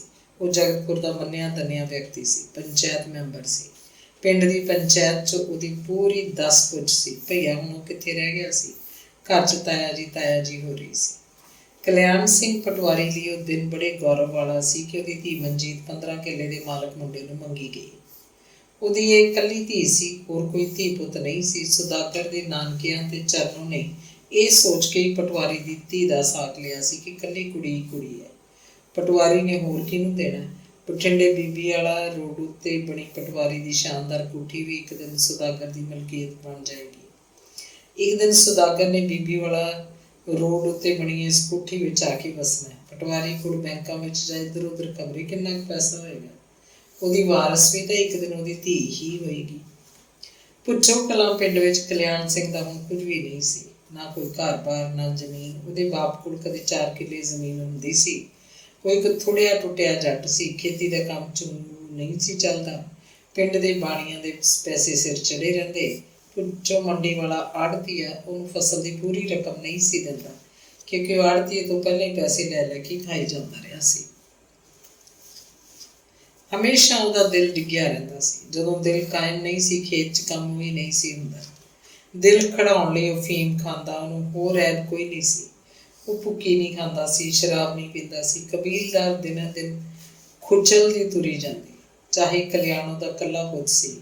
ਕਲਿਆਣ ਦੀ ਕੋਈ ਭੈਣ ਵੀ ਨਹੀਂ ਸੀ। ਘਰ ਦਾ ਖਰਚਾ ਇੰਨਾ ਵੀ ਨਹੀਂ ਸੀ ਕਿ 4 ਕਿੱਲਿਆਂ ਦੀ ਕਮਾਈ ਨਾਲ ਸਰਦਾ ਨਾ ਹੋਵੇ। ਪਰ ਰਿਸ਼ਤੇਦਾਰੀਆਂ ਸਨ, ਸਭ ਦੇ ਜਾਣਾ ਪੈਂਦਾ। ਕਿਸੇ ਦੇ ਕੋਈ ਮਰ ਗਿਆ, ਕਿਸੇ ਦੇ ਮੁੰਡੇ ਕੁੜੀ ਦਾ ਵਿਆਹ ਹੁੰਦਾ, ਉਹਨਾਂ ਨੂੰ ਜਾਣਾ ਹੀ ਪੈਂਦਾ। ਪਿੰਡ ਦੇ ਇੱਕ ਧਨਾੜ ਜੱਟ ਕੋਲ ਪਹਿਲੇ ਉਹਨੇ ਇੱਕ ਕਿੱਲਾ ਗਹਿਣੇ ਧਰਿਆ, ਫਿਰ ਉਸੇ ਕਿੱਲੇ ਉੱਤੇ ਪੈਸੇ ਵਧਾ ਲਏ। ਨਾ ਸਰਿਆ ਤਾਂ ਦੂਜਾ ਕਿੱਲਾ ਵੀ ਗਹਿਣੇ ਧਰਤਾ, ਜ਼ਰੂਰਤ ਪਈ ਤਾਂ ਉਸ ਦੂਜੇ ਕਿੱਲੇ ਉੱਤੇ ਵੀ ਪੈਸੇ ਵਧਾ ਲਏ ਤੇ ਫਿਰ ਇੱਕ ਕਿੱਲਾ ਬੈ ਹੀ ਕਰ ਦਿੱਤਾ। ਇੰਜ ਕਰਨ ਨਾਲ ਇੱਕ ਕਿੱਲਾ ਗਹਿਣੇ ਦਾ ਛੁੱਟ ਗਿਆ ਸੀ। ਕਲਿਆਣ ਦਾ ਬਾਪ ਆਪਣੀ ਸਾਰੀ ਜ਼ਿੰਦਗੀ 'ਚ ਚਾਹੇ ਕਿੰਨਾ ਵੀ ਔਖਾ ਰਿਹਾ, ਪਰ ਉਹਨੇ ਕਲਿਆਣ ਨੂੰ ਖੇਤੀ ਦੇ ਕੰਮ 'ਚ ਨਹੀਂ ਪਾਉਣਾ ਚਾਹਿਆ। ਕਲਿਆਣ ਨੂੰ ਪੜ੍ਹਾਉਂਦਾ ਹੀ ਗਿਆ, ਚਾਹੇ ਕਿਤੋਂ ਕਰਦਾ। ਉਹ ਕਲਿਆਣ ਨੂੰ ਸਕੂਲ ਦੀਆਂ ਫੀਸਾਂ ਦਿੰਦਾ, ਕਿਤਾਬਾਂ ਕਾਪੀਆਂ ਦਾ ਖਰਚ ਤੇ ਦੂਜੇ ਮੁੰਡਿਆਂ ਨਾਲ ਦਾ ਲੀੜਾ ਕੱਪੜਾ ਵੀ। 10 ਜਮਾਤਾਂ ਤਾਂ ਉਹਨੇ ਭੁੱਚੋ ਕਲਾਂ ਦੀ ਹਾਈ ਸਕੂਲ 'ਚ ਹੀ ਕਰ ਲਈਆਂ ਸਨ। ਉਹ ਬਠਿੰਡੇ ਦੇ ਕਾਲਜ ਜਾ ਕੇ ਹੋਰ ਪੜ੍ਹਨਾ ਚਾਹੁੰਦਾ ਸੀ। ਪਿੰਡ ਦੇ ਹੋਰ ਮੁੰਡੇ ਉਹਦੇ ਨਾਲ ਦੇ ਬਠਿੰਡੇ ਜਾਣ ਲੱਗੇ ਸਨ, ਪਰ ਉਹਨਾਂ ਦਿਨਾਂ 'ਚ ਹੀ ਪਟਵਾਰੀਆਂ ਦੀਆਂ ਪੋਸਟਾਂ ਨਿਕਲੀਆਂ। ਕਲਿਆਣ ਪੜ੍ਹਾਈ 'ਚ ਹੁਸ਼ਿਆਰ ਸੀ। ਇਹ ਭਲੇ ਵੇਲਿਆਂ ਦੀ ਗੱਲ ਹੈ ਕਿ ਕਲਿਆਣ ਬਿਨਾਂ ਕਿਸੇ ਸਿਫਾਰਿਸ਼ ਦੇ, ਕੋਈ ਰਿਸ਼ਵਤ ਨਹੀਂ ਦਿੱਤੀ ਤੇ ਉਹ ਪਟਵਾਰ ਦੀ ਟ੍ਰੇਨਿੰਗ ਲਈ ਚੁਣ ਲਿਆ ਗਿਆ। ਕਲਿਆਣ ਨੂੰ ਆਪਣੇ ਅਫੀਮਚੀ ਬਾਪ ਉੱਤੇ ਭੋਰਾ ਵੀ ਰੰਜ ਨਹੀਂ ਸੀ ਕਿ ਉਹਨੇ 3 ਕਿੱਲੇ ਫੂਕਦੀ ਹੈ, ਸਗੋਂ ਉਹ ਉਹਦਾ ਇਹ ਵੱਡਾ ਅਹਿਸਾਨ ਮੰਨਦਾ ਕਿ ਉਹਨੇ ਉਹਨੂੰ ਪੜ੍ਹਾਇਆ। ਡਿੱਗਦਾ ਪੈਂਦਾ ਉਹ 10ਵੀਂ ਪਾਸ ਕਰ ਗਿਆ ਤੇ ਫਿਰ ਕੁਦਰਤ ਨੇ ਉਹਨੂੰ ਪਟਵਾਰੀ ਬਣਾ ਦਿੱਤਾ। ਹੁਣ ਉਹ ਮੌਜਾਂ ਕਰਦਾ ਹੈ, ਢੋਲਿਆਂ ਦੀਆਂ ਲਾਉਂਦਾ ਹੈ। ਪਿੰਡ ਦੇ ਜਿਹੜੇ ਧਨਾੜ ਜੱਟ ਨੇ ਉਹਨਾਂ ਦੀ 3 ਕਿੱਲੇ ਬੈਗ ਲਈ ਹੈ, ਉਹਦੇ ਉੱਤੋਂ ਦੀ ਹੈ ਉਹ ਸਾਲਾ ਜੱਟ ਬੂਟ ਕੌਣ ਜਾਣਦਾ ਬਾਹਰ। ਉਹਨੂੰ ਇਹੀ ਹੈ ਕਿ ਉਹਦੇ ਕੋਲ ਗਰੀਬ ਜੱਟਾਂ ਦੀ ਇਕੱਠੀ ਕੀਤੀ ਕਈ ਕਿੱਲੇ ਜ਼ਮੀਨ ਹੈ। ਰੋਟੀ ਤਾਂ ਸਾਲੇ ਹਾਲੇ ਵੀ ਗੰਢਿਆਂ ਦੀ ਚਟਨੀ ਨਾਲ ਖਾਂਦੇ ਆ। ਕਲਿਆਣ ਘਮੰਡ ਮਹਿਸੂਸ ਕਰਦਾ ਕਿ ਉਹਨੂੰ ਤਾਂ ਬਠਿੰਡੇ ਦੀਆਂ ਸਾਰੀਆਂ ਜ਼ਿਲ੍ਹਾ ਕਚਹਿਰੀਆਂ ਜਾਣਦੀਆਂ ਹਨ। ਅਰਜ਼ੀ ਨਵੀਸ ਨੂੰ ਨਮਸਕਾਰ ਕਰਦੇ ਹਨ। ਕਲਿਆਣ ਦਾ ਬਾਪ ਆਖਦਾ ਹੁੰਦਾ ਸੀ ਕਿ ਉਹ ਤਾਂ ਬਸ ਇਹ ਚਾਹੁੰਦਾ ਹੈ ਕਿ ਕਲਿਆਣ ਪੜ੍ਹ ਲਿਖ ਕੇ ਕੋਈ ਅਫਸਰ ਬਣੇ ਤੇ ਛਾਂ 'ਚ ਬੈਠਿਆ ਕਰੇ। ਸਾਉਣ ਭਾਦੋਂ ਦੀ ਤਿੱਖੀ ਤੇਜ਼ ਧੁੱਪ, ਜਿਹਨੂੰ ਪਿੰਡਾਂ ਵਾਲੇ ਤਿੜਕੀ ਕਹਿੰਦੇ ਆ, ਉਹਦੇ ਬਾਪ ਤੋਂ ਬਰਦਾਸ਼ਤ ਨਹੀਂ ਹੁੰਦੀ ਸੀ। ਉਹ ਖੇਤੀ ਦੇ ਕੁੱਤੇ ਕੰਮ 'ਚ ਆਪਣੇ ਮੁੰਡੇ ਨੂੰ ਫਸਾਉਣਾ ਨਹੀਂ ਸੀ ਚਾਹੁੰਦਾ। ਕਲਿਆਣ ਸੋਚਦਾ ਕਿ ਜੇ ਉਹਦਾ ਪਿਓ ਉਹਨੂੰ ਸਕੂਲ ਨਾ ਭੇਜਦਾ ਤੇ ਆਪਣੇ ਨਾਲ ਖੇਤੀ ਦੇ ਕੰਮ 'ਚ ਪਾ ਲੈਂਦਾ ਤਾਂ ਉਹਦਾ ਹਾਲ ਉਹਦੇ ਪਿਓ ਨਾਲੋਂ ਵੀ ਮਾੜਾ ਹੁੰਦਾ। ਉਹ ਤਾਂ 3 ਕਿੱਲੇ ਬੈ ਹੋਣ ਦੇ ਹੰਦੇਸੇ ਨਾਲ ਮਰ ਗਿਆ, ਬਿਮਾਰੀਆਂ ਲਾ ਲਈਆਂ, ਫੀਮ ਖਾਂਦਾ ਸੀ, ਆਖਰ ਨੂੰ ਮੁੱਕ ਗਿਆ।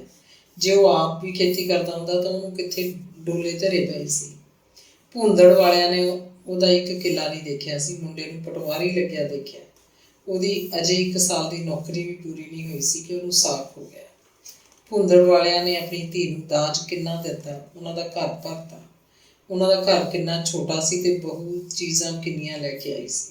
ਸ਼ਰੀਕ ਦੇਖਦੇ ਹੈਰਾਨ ਹੁੰਦੇ, ਸਾਲੇ ਉਹ 1 ਕਿੱਲੇ ਨੂੰ, ਇਹ ਤਾਂ ਸਦੀ ਪਲਟ ਗਈ ਜੱਟ ਦੀ। ਕਲਿਆਣ ਦੀ ਬਹੂ ਵੀ ਬਹੁਤ ਛੈਲ ਸੀ, ਇੰਨੀ ਸੋਹਣੀ ਕਿ ਪੁੱਛੋ ਕੁਛ ਨਾ। ਕਲਿਆਣ ਦੀ ਮਾਂ ਚੱਤੋ ਪੈਰ ਬਹੂ ਦੇ ਮੂੰਹ ਵਾਲੀ ਦੇਖੀ ਜਾਇਆ ਕਰੇ।